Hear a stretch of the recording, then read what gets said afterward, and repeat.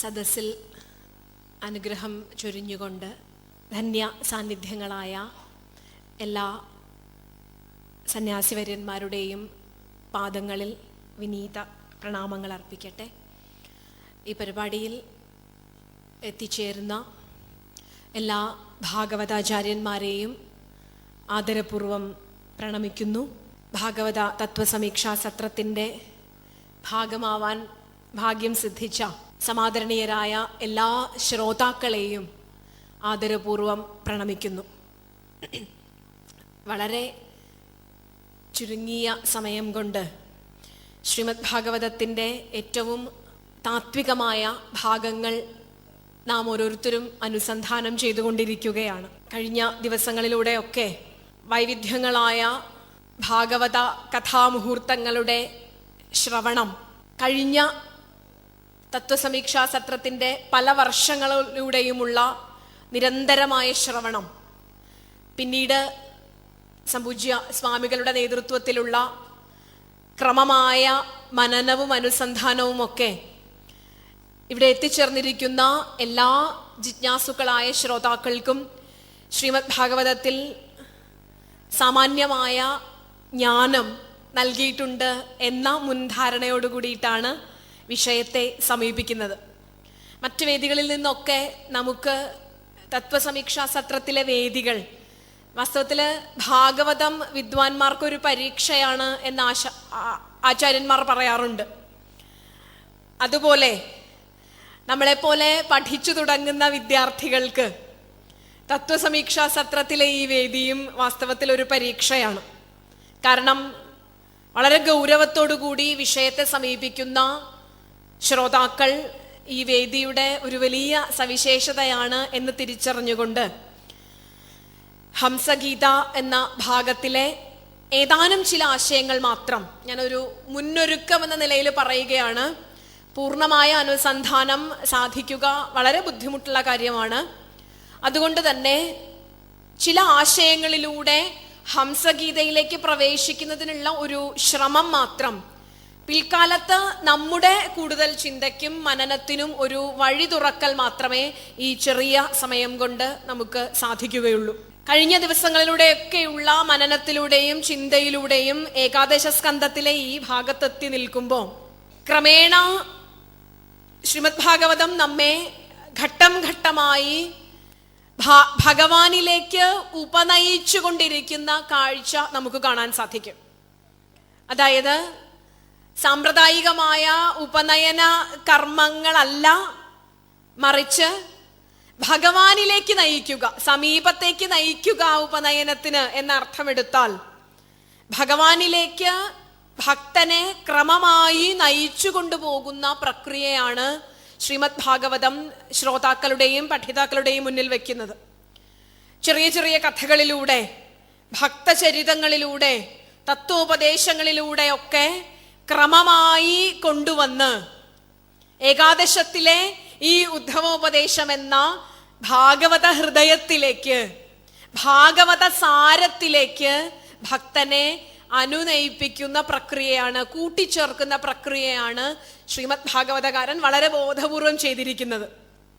കഥകളിലും മറ്റ് ചെറിയ ചെറിയ ഭക്തചരിതങ്ങളിലും ഒക്കെ ഭക്തന്റെ മനസ്സിനെ പാകപ്പെടുത്തിയിട്ട്, അതായത് യഥാർത്ഥ ഭാഗവതോത്തമനെ പറഞ്ഞു തരുന്നതിനു മുൻപ് ഭാഗവതോത്തമൻ എന്ന തലത്തിലേക്ക് ക്രമേണ ഭക്തന്റെ മനസ്സിനെ പാകപ്പെടുത്തി കൊണ്ടുവന്ന് ഏറ്റവും നിഗൂഢമായ, ഏറ്റവും ഗുഹ്യമായ, ഏറ്റവും തത്വപ്രധാനമായ ഒരു ഉപദേശം ഭഗവാനിൽ നിന്നും ശ്രവിക്കുവാൻ ഭക്തനെ പാകപ്പെടുത്തിയെടുക്കുകയായിരുന്നു കഴിഞ്ഞ ഭാഗങ്ങളിലൂടെ ഒക്കെ. ഏകാദശത്തിലേക്ക് വരുമ്പോൾ ഭഗവാന്റെ യഥാർത്ഥ സ്വരൂപം അർജുനൻ സഖാവെന്ന് വിചാരിച്ചെങ്കിൽ, ഗോപികമാർ ചിത്തചോരനെന്ന് വിചാരിച്ചെങ്കിൽ, ദേവകീ വസുദേവന്മാർ പുത്രനെന്ന് വിചാരിച്ചെങ്കിൽ, ചിലർ സതീർത്ഥ്യനെന്ന് വിചാരിച്ചെങ്കിൽ, ചിലർ സർവാഭീഷ്ടങ്ങളും പ്രദാനം ചെയ്യുന്ന ഭഗവാൻ എന്ന് വിചാരിച്ചെങ്കിൽ, ചിലർ ശത്രു എന്ന് വിചാരിച്ചെങ്കിൽ, അങ്ങനെ വിവിധ ഭാവങ്ങളിൽ വിരാജിച്ചു കൊണ്ടിരിക്കുന്ന ശ്രീകൃഷ്ണ പരമാത്മാവിന്റെ സാക്ഷാത് സ്വരൂപം എന്തെന്ന് അടുക്കുവാൻ പോലും അത്ഭുതകരമായ രീതിയിൽ ഭീതി തോന്നുന്ന തരത്തിലുള്ള ജ്ഞാനസ്വരൂപനായ, പ്രപഞ്ചത്തോളം വ്യാപിച്ചു നിൽക്കുന്ന, അത്യതിഷ്ഠ ദശാങ്കുലം എന്ന് പുരുഷ സൂക്തത്തിൽ പറഞ്ഞത് പ്രകാരം പ്രപഞ്ചാകാരമായി വ്യാപിച്ച് നിറഞ്ഞു കവിഞ്ഞു നിൽക്കുന്ന ആ വിരാട് പുരുഷ രൂപത്തിന്റെ അത്യത്ഭുതകരങ്ങളായ മഹിമയ്ക്കു മുന്നിൽ ഭക്തന്റെ കേവലമായ അഹം, ഒരുപക്ഷെ ഞാൻ ഇന്ന ആള്, ഇന്ന നാമത്തിലുള്ള ആള്, ഇന്ന പേരുള്ള ആള് എന്നൊക്കെ ആയിരിക്കും ശ്രീമദ് ഭാഗവതത്തെ സമീപിച്ചു തുടങ്ങുന്നത്. എൻ്റെ നാമരൂപാത്മകമായ ലോകത്തിൽ നിന്നുകൊണ്ടാണ് ഞാൻ ശ്രീമദ് ഭാഗവതത്തിലേക്ക് പ്രവേശിക്കുന്നത്.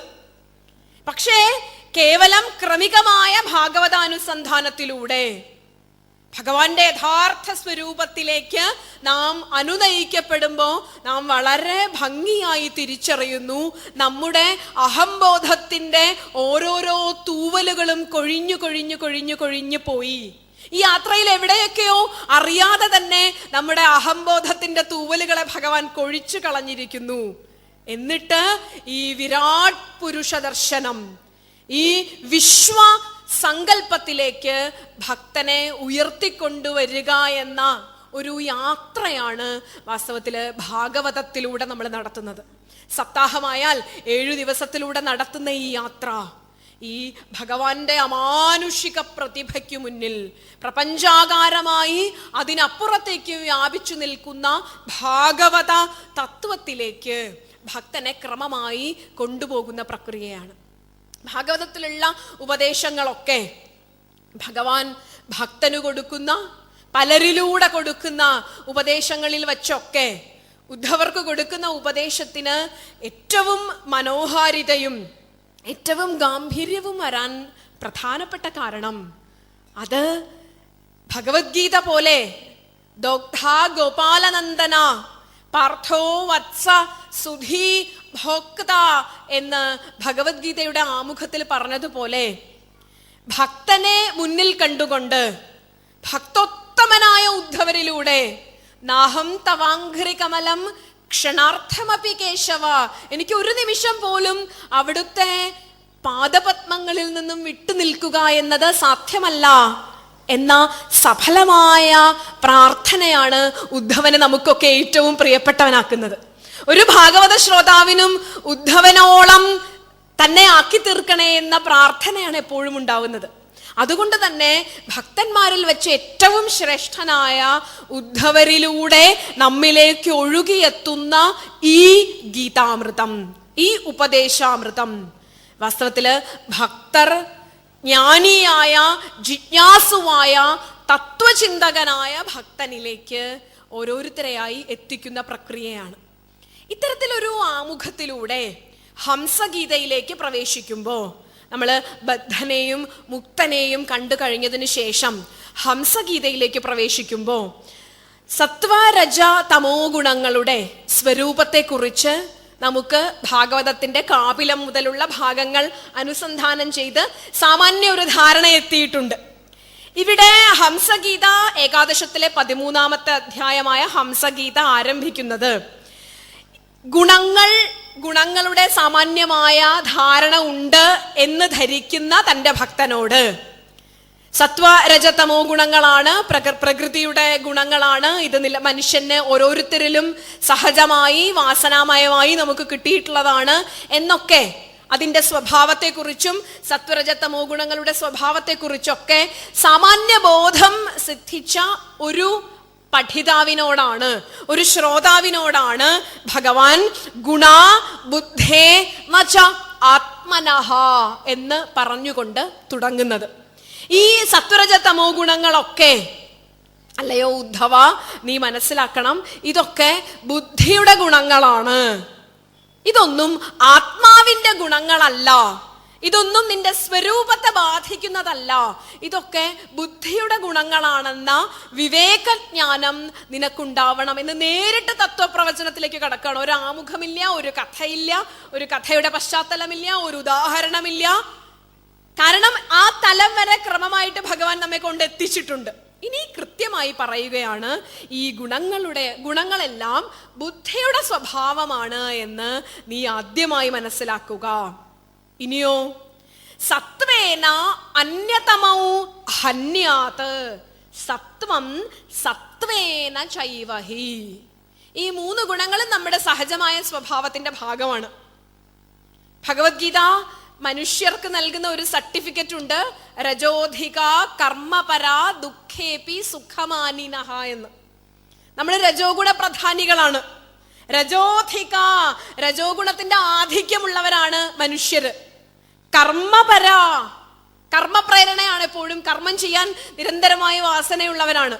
ദുഃഖേപി സുഖമാനിനഹ, എന്തൊക്കെ ദുഃഖങ്ങൾക്കുള്ളിൽ നമ്മൾ പെട്ടാലും അതിൽ നിന്ന് ഒരു സുഖം ഉണ്ടാവുമായിരിക്കാം, ഒരു ദുഃഖം മാറി ഒരു സുഖം വരുമായിരിക്കാം എന്ന പ്രതീക്ഷയോടെ ജീവിച്ചു പോകുന്നവരാണ് മനുഷ്യർ. ഭഗവാൻ ഈ സർട്ടിഫിക്കറ്റ് കൊടുത്തിട്ടുണ്ട് മനുഷ്യർക്ക്.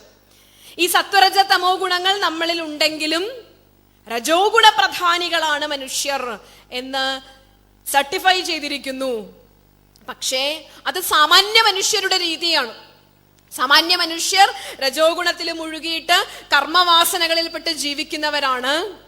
പക്ഷേ സത്വഗുണത്തിന്റെ പ്രാധാന്യം മനസ്സിലാക്കിക്കൊണ്ട് സാത്വികമായ ജീവിതചര്യയിലേക്ക്, താപസമായ ജീവിതചര്യയിലേക്ക്, ഇനി വരാൻ പോകുന്നത് ധ്യാനയോഗത്തിന്റെ ഭാഗമാണ്, ധ്യാനാത്മകമായ ജീവിതചര്യയിലേക്ക്, അനുഷ്ഠാനാത്മകമായ ജീവിതചര്യയിലേക്ക് ക്രമേണ ഭക്തൻ പരിവർത്തനം ചെയ്യപ്പെടുമ്പോൾ അവനിലെ മറ്റു 2 ഗുണങ്ങളും ക്രമേണ ഇല്ലാതാവുകയും, നമുക്കറിയാം ഇതിന്റെ സാമ്യാവസ്ഥയിൽ സൃഷ്ടി നടക്കില്ല.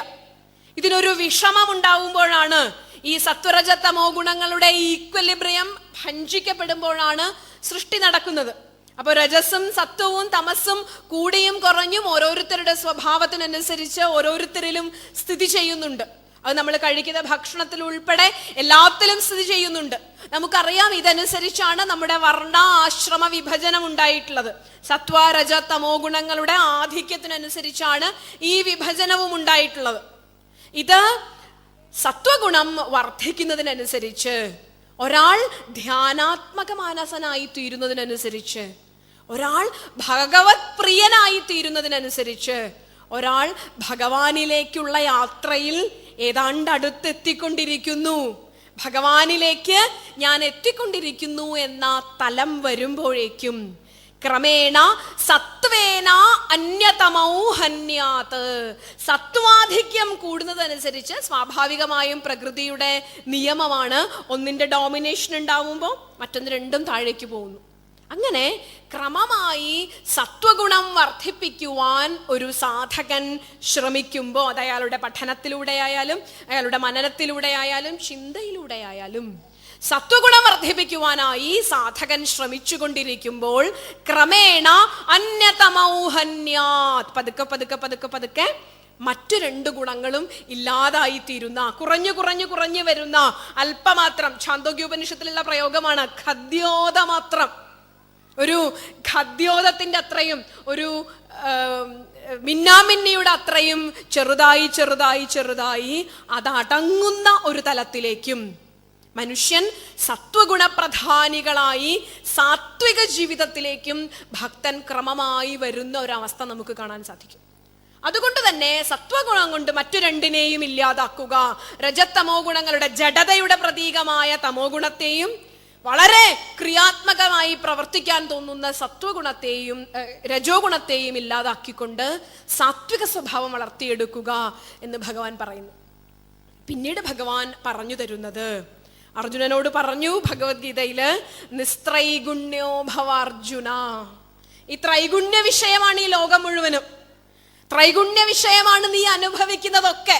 പക്ഷേ അർജുന, നീ ജ്ഞാനിയാവണമെങ്കിൽ, നീ എനിക്ക് പ്രിയനാവണമെങ്കിൽ നിസ്ത്രൈഗുണ്യോ ഭവ അർജുന, ക്രമേണ സത്വഗുണത്തിനും കൂടി അതീതനായിട്ട്, ഗുണങ്ങളുടെ പിടിയിൽ നിന്നും നിരന്തരമായി പ്രകൃതിയുടെ ഭാഗമായി നമ്മിൽ വന്നു ചേർന്ന ഈ സാത്വികത പോലും ഇല്ലാതാക്കിയാൽ മാത്രമേ, സാത്വികത പോലും അടങ്ങുന്ന അവസ്ഥയിൽ ഗുണങ്ങളുടെ പിടിയിൽ നിന്നും മോചിതനായി എല്ലാ തരത്തിലുള്ള പ്രകൃതിജമായ വാസനകളിൽ നിന്നും മോചിതനാവുക എന്ന നിസ്ത്രൈഗുണ്യോ ഭവാർജുന എന്ന് അർജുനന് കൊടുത്ത അതേ പാഠം തന്നെയാണ്. അല്ലെങ്കിൽ ഇവിടെ സത്വം സത്വേന ചൈവഹി, സത്വത്തെ സത്വം കൊണ്ടില്ലായ്മ ചെയ്യൂ. അല്ലെങ്കിൽ ഇവിടെ ഉദ്ധവന് കൊടുത്ത അതേ പാഠം തന്നെയാണ് അർജുനനും ഭഗവാൻ പറഞ്ഞു കൊടുക്കുന്നത്. അതായത് കാലത്തിനപ്പുറത്ത് ഭക്തന്മാരോട് ഭഗവാൻ നൽകുന്ന ഏറ്റവും താത്വികമായ ഉപദേശം, ക്രമേണ സാത്വിക പ്രധാനമായ ജീവിതത്തിലേക്ക് നീ മാറുകയും സത്വഗുണത്തെ കൊണ്ട് ക്രമേണ സത്വഗുണത്തെ കൊണ്ട് ഇല്ലാതാക്കുക. ആദ്യം സത്വം വർദ്ധിക്കണം എന്ന് പറഞ്ഞു, രജസ്തമോ ഗുണങ്ങളെ ഇല്ലാതാക്കാനായിട്ട്. സത്വം വർദ്ധിച്ചു കഴിഞ്ഞാൽ സാത്വികമായ കർമ്മങ്ങളിൽ ആഭിമുഖ്യം ഉണ്ടാകുന്നു. അത് ഉത്തമ ഭക്തിയിലേക്ക് ഒരു ഭക്തനെ നയിക്കുന്നു. പക്ഷേ ക്രമേണ അതിൽ നിന്ന് പോലും മോചനം നേടുന്ന തലത്തിലേക്ക് ഭക്തനെ എത്തിക്കുന്നു എന്ന് ഇവിടെ ഭഗവാൻ പറയുന്നു. കാരണം ഇത് ആത്മധർമ്മങ്ങളായാൽ, അപ്പൊ ആ ധർമ്മങ്ങളുടെ ധർമ്മിയാണ് ആത്മാവ് എന്ന് വരുന്നു. അത് അദ്വൈത ദർശനത്തിന് തന്നെ എതിരായിട്ടുള്ള കാര്യമാണ്. ഇതൊക്കെ ആത്മാവിന്റെ ധർമ്മങ്ങളാണ്, സത്വരജതമോ ഗുണങ്ങൾ എന്ന് വന്നാൽ അത് ശ്രീമദ് ഭാഗവതത്തിന്റെ അടിസ്ഥാന തത്വമായ അദ്വൈത ദർശനത്തിന് ഭംഗം വരുന്ന സങ്കല്പമായതുകൊണ്ട് സത്വരജതമോ ഗുണങ്ങളെ ബുദ്ധിധർമ്മങ്ങളായി കണക്കാക്കിക്കൊണ്ട് സാത്വികതയിലേക്കും ക്രമേണ നിസ്ത്രൈഗുണ്യൻ ത്രിഗുണാതീതൻ എന്ന അവസ്ഥയിലേക്കും ഉത്തമനായ ഭക്തനെ ഭഗവാൻ നയിച്ചു കൊണ്ടുപോകുന്നു എന്ന് പറയുന്നു. ഈ ഉത്തമമായ ത്രിഗുണാതീത അവസ്ഥയിൽ എത്തുന്നതിനു മുൻപ് സത്വഗുണത്തെ വർദ്ധിപ്പിച്ചുകൊണ്ട് ക്രമേണ ധന്യമായ ചിന്തയിലൂടെ സത്വഗുണത്തെ വർദ്ധിപ്പിക്കുവാനായി ഭക്തൻ പരിശ്രമിക്കണം. അതിന് ശ്രീമദ് ഭാഗവതം വളരെ രസകരമായിട്ട് ഏതൊക്കെ രീതിയിൽ സത്വാഭിവൃദ്ധിക്ക് വേണ്ടിയിട്ട് ഭക്തൻ പരിശ്രമിക്കണം എന്ന് പറഞ്ഞു തരുന്നു. ആഗമോപപ്രജാദേശ കാല കർമ്മച ജന്മച ധ്യാനം മന്ത്രോധ സംസ്കാരോ ദശൈതേ ഗുണഹേതവഃ എന്ന പ്രസിദ്ധമായ ശ്ലോകത്തിലൂടെ 10 ഉപായങ്ങൾ ഭഗവാൻ പറഞ്ഞു തരുവാണ്. നേരിട്ട് ഭഗവാൻ പറഞ്ഞു തരുവാണ്. നമ്മളെപ്പോഴും ഭാഗവതത്തിലെ ധർമാചരണത്തെ, ഭാഗവത ധർമ്മത്തെ 3ആയി വിഭജിച്ചാല്, ഒന്ന് ഭാഗവത ധർമ്മം എന്ന ഗ്രന്ഥധർമ്മമുണ്ട്, ഒന്ന് ഭാഗവതന്മാർ അനുഷ്ഠിക്കേണ്ടതായ, ഇപ്പൊ സപ്തമസ്കന്ധത്തിലൊക്കെ പറയുന്ന ഭാഗവതന്മാർ അനുഷ്ഠിക്കേണ്ടതായ ധർമ്മവും ഭാഗവത ധർമ്മമാണ്. മറ്റൊന്ന് ഭഗവാൻ പറഞ്ഞു തരുന്ന ഭാഗവത ധർമ്മം എന്നതാണ് ഏറ്റവും പ്രധാനമായത്. അങ്ങനെ ഭഗവാനാൽ പറയപ്പെട്ട ഭാഗവത ധർമ്മത്തിൽ സത്വവർദ്ധനയ്ക്കു വേണ്ടിയിട്ട് എങ്ങനെ ഒരു ഭക്തൻ കർമ്മം ചെയ്യണം എന്നതിനെ ഭംഗിയായി പറഞ്ഞു തരുന്നു. ആദ്യമായിട്ട് സത്വം വർദ്ധിപ്പിക്കുന്നതിന് വേണ്ടിയിട്ട് ഭക്തൻ സത്വത്തെ വർദ്ധിപ്പിക്കുന്ന തരത്തിലുള്ള ശാസ്ത്ര പഠനങ്ങൾ നിർവഹിക്കണം. വളരെ ഗൗരവമായി നാം ചിന്തിക്കേണ്ട ഒരു വിഷയമാണ്. ശാസ്ത്ര പഠനത്തിൽ നിന്നും നമുക്കറിയാം, ഭാരതത്തിന്റെ ഒരു സനാതനമായ സംസ്കാരം നിലനിന്നത് നമ്മുടെ ഗുരു ശിഷ്യ ഋഷിപ്രോക്തമായ പരമ്പരയിലൂടെ നിലനിന്നിരുന്ന ഈ സംസ്കാരത്തെ, ആ സംസ്കാരത്തിന്റെ പിന്തുടർച്ച നിലനിന്നു പോക്ക് നടക്കുന്നത് വാസ്തവത്തില് ഈ പരമ്പരയെ കൃത്യമായി മുന്നോട്ട് കൊണ്ടുപോകുന്ന അനുഷ്ഠാതാക്കളിലൂടെയാണ്. ഈ പരമ്പര മുന്നോട്ട് കൊണ്ടുപോകുന്നതിന് നമ്മുടെ ആചാര്യന്മാർ വളരെ കൃത്യമായ ചില സംവിധാനങ്ങൾ ചെയ്തു വച്ചിരുന്നു. അതുകൊണ്ട് തന്നെ ബ്രഹ്മചര്യാനന്തരം ഒരു വ്യക്തി സമൂഹത്തിലേക്ക്, പഠനാനന്തരം ഒരു വ്യക്തി സമൂഹത്തിലേക്ക് ഇറങ്ങുമ്പോൾ ആചാര്യൻ വളരെ വ്യക്തമായി അവൻ ഉപദേശം നൽകുന്നുണ്ട്. സ്വാധ്യായാത് മാ പ്രമദിതവ്യം. നീ സ്വാധ്യായത്തിൽ നിന്നും സ്വാധ്യായ പ്രവചനത്തിൽ നിന്നും നീ പിന്മാറരുത്. ജീവിതകാലം മുഴുവനും ഈ ഋഷി ഋണം നീ തിരിച്ചറിഞ്ഞുകൊണ്ട്, ഋഷി പരമ്പരകൾ തങ്ങളുടെ ജീവിതത്തിന്റെ ചിന്തയും കർമ്മശേഷിയും ഒക്കെ വിനിയോഗിച്ച് തങ്ങൾ കണ്ടെത്തിയ പ്രപഞ്ച സത്യങ്ങളെ നമുക്കായി ആവിഷ്കരിച്ചു വച്ചിരിക്കുന്ന ശാസ്ത്രഗ്രന്ഥങ്ങളെ ഒരു ഗൃഹസ്ഥന്റെ, ഒരു വാനപ്രസ്ഥയുടെ, ഒരു ബ്രഹ്മചര്യാശ്രമത്തിന് ശേഷം ജീവിതത്തിലേക്ക് കടക്കുന്ന ഓരോരുത്തരുടെയും ധാർമ്മികമായ ഉത്തരവാദിത്തമാണ് ശാസ്ത്രാധ്യയനത്തിൽ നിന്നും ഋഷിപ്രോക്തങ്ങളായ വേദാധ്യയനത്തിൽ നിന്നും ഒരു തരത്തിലും അകന്നു മാറുവാൻ ധർമാചരണം നിർവഹിക്കുന്ന ഒരു ഭക്തന്, ഒരു ജ്ഞാനിക്ക് അവകാശമില്ല എന്നുള്ളത്. ഇവിടെ സത്വഗുണം വർദ്ധിക്കുന്നതിന് വേണ്ടിയിട്ട് ശാസ്ത്രാധ്യയനം ചെയ്യണം എന്ന് ഭഗവാൻ പറയുമ്പോൾ ഈ കാലത്തിനപ്പുറത്തേക്ക് അനുവർത്തിക്കുന്ന ഭാരതത്തിൻ്റെ സനാതനമായ തത്വത്തെ നമ്മളിലൂടെ ലോകത്തില് എത്തിക്കണമെന്ന ഉദ്ദേശത്തോടു കൂടിയിട്ട് ഋഷിമാർ തയ്യാറാക്കി വച്ചിരിക്കുന്ന ഈ പദ്ധതിയുടെ ഭാഗമാവുക എന്നത് ഓരോ ഭക്തന്റെയും ധർമ്മമാണ് എന്ന ധന്യമായ ചില ഓർമ്മപ്പെടുത്തലുകളാണ് നമ്മുടെ മുമ്പിലേക്ക് വെക്കുന്നത്. അതായത് ഋഷിമാർ നമുക്ക് ചെയ്തു തന്ന ഈ ജ്ഞാനത്തെ അത് പുതിയ തലമുറയിലേക്ക് എത്തിക്കേണ്ടതും സ്വയം അഭ്യസിക്കുകയും അധീതി ബോധ ആചരണ പ്രചരണങ്ങളിലൂടെയാണ് ശാസ്ത്രം പ്രവർദ്ധമാനമാകുന്നത്, ശാസ്ത്രം മുന്നോട്ട് പോകുന്നത്. സ്വയം പഠിക്കുക, അധീതി, സ്വയം പഠിച്ചതിനെ ഭംഗിയായി മനനം ചെയ്ത് ഉൾക്കൊള്ളുക, ബോധം.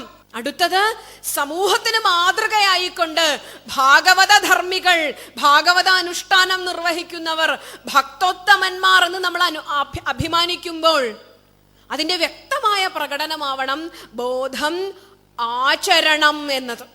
അത് സ്വജീവിതത്തിൽ ആചരിക്കുക, ധർമ്മപ്രവചനത്തിൽ നിന്നും പിന്മാറാതെ അത് സമൂഹത്തിലേക്ക് പ്രചരിപ്പിക്കുക.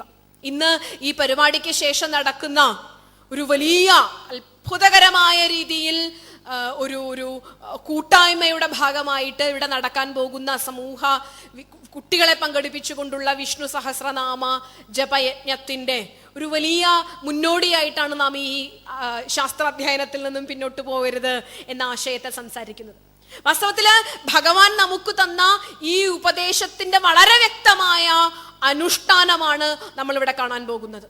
ഭാരതത്തിന്റെ സനാതന ധർമ്മത്തിൽ ചിരപ്രതിഷ്ഠ നേടിയ വിഷ്ണു സഹസ്രനാമം പോലുള്ള ശാസ്ത്രതത്വങ്ങൾ ഉൾപ്പെടുന്ന നമ്മുടെ മന്ത്ര സംസ്കാരത്തെ, അത് ആത്മവീര്യമുള്ള ഒരു തലമുറയെ സൃഷ്ടിക്കുന്നതിന് വേണ്ടിയിട്ട്, വിദ്യ കൊണ്ട് പ്രബുദ്ധത നേടിയ ഒരു സമൂഹത്തെ സൃഷ്ടിക്കുന്നതിന് വേണ്ടിയിട്ട് നാം പുതിയ തലമുറയിലേക്ക് പകർന്നു കൊടുക്കുന്നു. ഇത് തന്നെയാണ് വാസ്തവത്തിൽ ശാസ്ത്രാധ്യയനത്തിൽ നിന്നും ധർമാചരണം നിർവഹിക്കുന്ന ഒരു വ്യക്തി ഒരു കാരണവശാലും അകന്നു പോകരുത് എന്ന് ഭഗവാൻ ഉദ്ദേശിച്ചത്. അതുകൊണ്ട് തന്നെ സത്വഗുണത്തെ വർദ്ധിപ്പിക്കുന്നതിനുള്ള ശാസ്ത്രാധ്യയനം, അതുപോലെ തന്നെ തീർത്ഥ, പ്രജാ, ആഗമോ, അപപ്രജാ, ദേശ, കാല, കർമ്മച, ജന്മച തുടങ്ങിയ 10 ആചരണങ്ങളിലൂടെ തീർത്ഥജലത്തിന്റെ മഹത്വത്തെക്കുറിച്ച് പറയുന്നു. ഒരു സാത്വിക ജീവിതം നയിക്കുന്ന വ്യക്തി തൻ്റെ ജീവിതത്തിൽ കഴിക്കുന്നതും, അത് ശാരീരികമായ ഭക്ഷണമായാലും മാനസികമായ ഭക്ഷണമായാലും പുറത്തുനിന്ന് ആഹരിക്കുന്ന വസ്തുക്കൾ എന്തും അത് ശുദ്ധമായിരിക്കുവാൻ ശ്രദ്ധിക്കുക എന്ന് ഭഗവാൻ നമ്മെ ഓർമ്മിപ്പിക്കുന്നു. ഇന്നത്തെ കാലത്തിൻ്റെ സങ്കീർണതകളിൽ നമുക്ക് ആഹാരത്തിൻ്റെയും ജലത്തിൻ്റെയും ഒക്കെ ശുദ്ധിയെക്കുറിച്ച് എത്രമാത്രം അവകാശപ്പെടാനാവുമെന്ന് നമുക്ക് അറിഞ്ഞുകൂടാ. പക്ഷെ കഴിവതും സാത്വിക ആഹാരം ജീവിതത്തിൻ്റെ ഭാഗമാക്കുക. നമ്മുടെ പുതിയ തലമുറയിലെ കുട്ടികളുടെ തലമുറയിലേക്കും ഈ സാത്വികമായ ആഹാരക്രമം, സാത്വികമായ ചിന്തകളെ വർദ്ധിപ്പിക്കുന്ന ആഹാരക്രമം പാലിക്കുക എന്നത് പല ഘട്ടങ്ങളിലായിട്ട്, അത് തീർത്ഥം എന്ന വാക്കിലൂടെ മാത്രമല്ല സൂചിപ്പിക്കുന്നത്, പല ഘട്ടങ്ങളിലായിട്ട് ഭഗവാൻ പറഞ്ഞു തരുന്നുണ്ട്. നമുക്ക് അശനശാസ്ത്രത്തിലേക്ക് കടക്കണ്ട. ഭാരതത്തിലെ ഒരു പ്രധാനപ്പെട്ട ശാസ്ത്രശാഖയായിരുന്നു അശന ശാസ്ത്രം എന്നത്. ഓരോ ഭക്ഷണം ആഹരിക്കുമ്പോഴും ജലം കുടിക്കുമ്പോഴും അഹം വൈശ്വാനരോ ഭൂത്വ പ്രാണിനാം ദേഹമാശ്രിത പ്രാണാപാന സമായുക്ത പചാമ്യന്നം ചതുർവിധം, ഖാദ്യവും പേയവും ലേഹ്യവും ചോഷ്യവുമായ ചതുർവിധ ഭക്ഷണമാക്കി നമ്മുടെ ശരീരത്തിലേക്ക് നാം ആഹരിക്കുന്ന വസ്തുക്കളെ പരിവർത്തനം ചെയ്യിപ്പിച്ച് ധർമാചരണത്തിന് വേണ്ടി ഈ ശരീരത്തെ നിലനിർത്തുന്നത്, സ്വധർമാചരണത്തിലൂടെ ഭാഗം നടപ്പാക്കുക എന്ന ഉദാത്തമായ ലക്ഷ്യപൂർത്തീകരണത്തിന് വേണ്ടി ഈ ശരീരത്തെ ആരോഗ്യകരമായി വച്ചുകൊണ്ടിരിക്കുന്ന ഭക്ഷണത്തെ അഹം വൈശ്വാനരോ ഭൂത്വ, നീ കഴിക്കുന്ന എല്ലാ ഭക്ഷണത്തെയും, നീ കുടിക്കുന്ന എവിടെ നിന്ന് നീ കുടിക്കുന്ന ജലമായാലും ഈ ജലത്തെ മുഴുവനും ഞാൻ നിന്റെ ഉള്ളിലിരുന്നു കൊണ്ട് പചിപ്പിച്ച് നിന്റെ ശരീരത്തിന്റെ ഭാഗമാക്കി തീർക്കുന്നു. എന്തിനു വേണ്ടി? നീ നിന്റെ സ്വധർമാചരണം അനുഷ്ഠിക്കുന്നതിനുള്ള ഉപാധിയാക്കി നിന്റെ ശരീരത്തെ മാറ്റേണ്ടതുണ്ട്. അതുകൊണ്ട് ഏത് ഭക്ഷണം കഴിക്കുമ്പോഴും വെള്ളം കുടിക്കാൻ എടുക്കുമ്പോ രസോഹമപ്സു കൗന്ദേയ, അല്ലയോ അർജുന, അല്ലയോ ഉദ്ധവ, ഈ വെള്ളത്തിൽ രസമായി നിലനിന്നുകൊണ്ട് ഈ വെള്ളത്തെ വെള്ളമാക്കി നിലനിർത്തുന്നത് ഞാനാണെന്ന് നീ അറിഞ്ഞാലും. അതുകൊണ്ട് എല്ലാ ഭക്ഷണ സാധനങ്ങളും കഴിക്കുമ്പോ ഇത് ഭഗവത് സാന്നിധ്യമുള്ള എൻ്റെ ശരീരത്തെ പുണ്യമാക്കി വെക്കുന്നതിനുള്ളതാണ് എന്ന ധാരണയോടെ നാം കഴിക്കുന്ന ഭക്ഷണം, അത് മഹത്തായ ധർമാചരണത്തിന് ഈ ശരീരത്തെ പ്രാപ്തമാക്കി തീർക്കേണ്ടതാണ്. ശരീരമാദ്യം ഖലു ധർമ്മസാധനം എന്ന ഭാരതീയ സാഹിത്യ ചിന്തയുടെ ഒരു തത്വമുണ്ട്. അതുകൊണ്ട് തന്നെ ഈ ധർമാചരണത്തിനുള്ള ഭാഗമാക്കി ശരീരത്തെ മാറ്റണം. ഒരു വലിയ ശാസ്ത്രചിന്തയാണ് ഭാരതത്തിലെ ആചാര്യന്മാർ നമ്മുടെ മുമ്പിൽ അവതരിപ്പിച്ചത്. ശരീര നിഷേധമല്ല നമ്മുടെ ആചാര്യന്മാർ പറഞ്ഞത്, ധർമാചരണത്തിനുള്ള ഭാഗമായതുകൊണ്ട് ശരീരത്തെ ഭംഗിയായി സൂക്ഷിച്ചു വെക്കണം. ഭംഗിയായി എന്നതിന് സൗന്ദര്യത്തോടെ എന്നല്ല, ആരോഗ്യത്തോടെ സൂക്ഷിച്ചു വെക്കണം. അതുകൊണ്ട് കഴിക്കുന്ന ഭക്ഷണത്തെ പചിപ്പിച്ചുകൊണ്ട് നമ്മിൽ സാന്നിധ്യമായിരിക്കുന്നത് ഭഗവാനാണ്.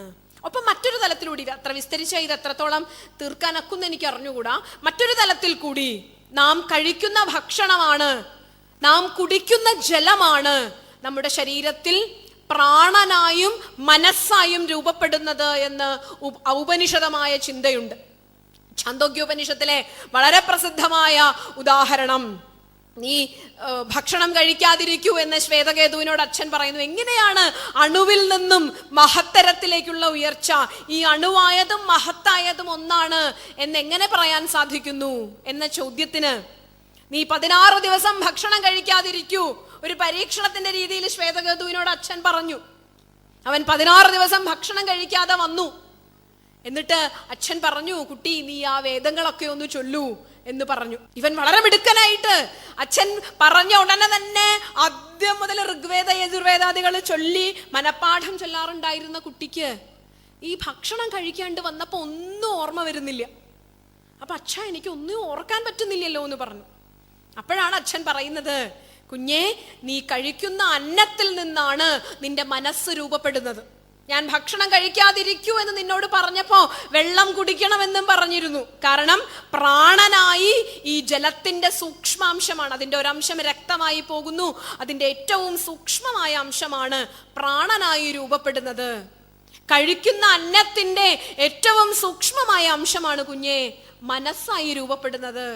നീ ഷോഡശ കലകളുള്ള പുരുഷന്റെ ശരീരത്തിൽ ഭക്ഷണം കഴിക്കാതിരുന്നപ്പോ ക്രമേണ ഓരോരോ കലകളായി ഇല്ലാതാവുകയും നിന്റെ ഉള്ളിലെ അറിവാകുന്ന അഗ്നി കൊണ്ട് ജ്വലിപ്പിക്കേണ്ട ജ്ഞാനത്തെ ജ്വലിപ്പിക്കാനുള്ള അഗ്നി ഈ ഖദ്യോത മാത്രമായി അവശേഷിക്കുകയും ചെയ്തു.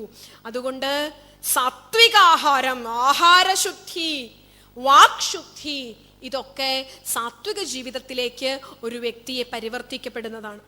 നമുക്കറിയാം, ഇന്നത്തെ കാലത്ത് ഒത്തിരി വ്യാഖ്യാന സാധ്യതകളുള്ള ആശയമാണ് ഭഗവാൻ പറഞ്ഞത്.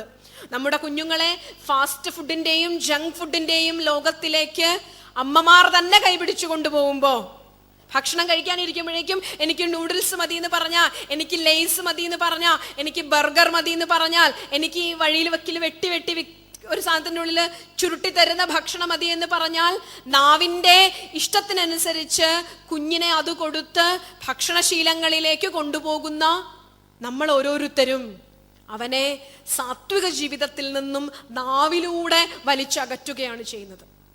അവന്റെ നാവിന്റെ രുചി അനുസരിച്ച് സാത്വിക ജീവിതത്തിൽ നിന്നും നാം ഓരോരുത്തരും വലിച്ചകറ്റിക്കൊണ്ടിരിക്കുകയാണ് ചെയ്യുന്നത്. സത്വവിവർദ്ധനത്തിന് വേണ്ടിയിട്ട് അന്നത്തിൽ ശ്രദ്ധിക്കണം. ഇനിയും ഭഗവാൻ പറയുന്നു, സംസർഗങ്ങളിൽ ശ്രദ്ധിക്കണം, ജനങ്ങളിൽ ശ്രദ്ധിക്കണം. നാം ആരോട് കൂടെ ഇടപെടുന്നുവോ അത്തരത്തില് വ്യാപരിക്കാനായിട്ട് നമുക്ക് വലിയൊരു കഴിവ് തന്നിട്ടുണ്ട്. എവിടെ പോയി നമ്മൾ ഇടപെടുന്നോ അതനുസരിച്ചായിരിക്കും നമ്മുടെ കർമ്മങ്ങൾ മുഴുവനും, നമ്മുടെ ഇടപാടുകളും ചിന്തകളും മുഴുവനും സത്സംഗത്തെ അനുസരിച്ചായിരിക്കും ഉണ്ടാവുന്നത്. കാളിദാസന്റെ വളരെ പ്രസിദ്ധമായ ഒരു കഥയുണ്ട്. കാളിദാസനും ഭോജരാജാവും കൂടെ ഒരു വീട്ടിൽ ചെല്ലുമ്പോ അവിടെ വഴിവക്കില് തൂക്കിയിട്ടിരിക്കുന്ന കൂടിനുള്ളിൽ തൂക്കിയിട്ടിരിക്കുന്ന കിളി വളരെ അസഭ്യവാക്കുകൾ പറഞ്ഞ് അവരെ സ്വീകരിച്ചത്രേ. അവർ വളരെ കഷ്ടപ്പെട്ട് ആ വീട്ടിൽ നിന്നും എങ്ങനെയൊക്കെയോ പുറത്തു ചാടി അടുത്ത വീട്ടിൽ ചെന്നു. അടുത്ത വീട്ടിൽ ചെന്നപ്പോൾ ഇതേ സംഭവം തന്നെ. അവിടെയും ഒരു നീടത്തിനുള്ളിൽ ഒരു പക്ഷിയുണ്ട്. ഈ പക്ഷി, വരൂ, കടന്നിരിക്കൂ, എന്തൊക്കെയുണ്ട് വിശേഷങ്ങൾ, ഇവിടുത്തെ ഗൃഹനാഥൻ പുറത്തു പോയിരിക്കുകയാണ് എന്ന് പറഞ്ഞ് ഈ പക്ഷിയും സ്വീകരിച്ചത്രേ. അപ്പൊ ഈ രണ്ട് പക്ഷികളും പ്രത്യേകിച്ച് വിശേഷ ബുദ്ധി ഇല്ലാത്തവരാണ്. അപ്പൊ അതുകൊണ്ട് രാജാവ് ചോദിച്ചു, എന്താ നിങ്ങളുടെ രണ്ടുപേരുടെയും സ്വഭാവത്തിൽ ഇങ്ങനൊരു പ്രത്യേകത? അപ്പോ മറുപടി പറഞ്ഞത്രേ, ഗവാശനാനാം സശൃണോതി വാക്യം. അവൻ ഗവാശനന്റെ വാക്യമാണ് കേട്ടുകൊണ്ടിരിക്കുന്നത്. പശുവിനെ പാകം ചെയ്ത് കഴിക്കുന്നവന്റെ വാക്യമാണ് ആ വീട്ടിലെ പക്ഷി കേട്ടുകൊണ്ടിരിക്കുന്നത്. അല്ലയോ രാജാവേ, ഞാൻ അങ്ങനെയല്ല. ന തസ്യ ദോഷോ ന ച മദ്ഗുണോ വാ. അത് അവന്റെ ദോഷവുമല്ല, ഈ നല്ല വാക്ക് എന്റെ ഗുണവുമല്ല, മറിച്ച് സംസർഗജ ദോഷഗുണാ ഭവന്തി.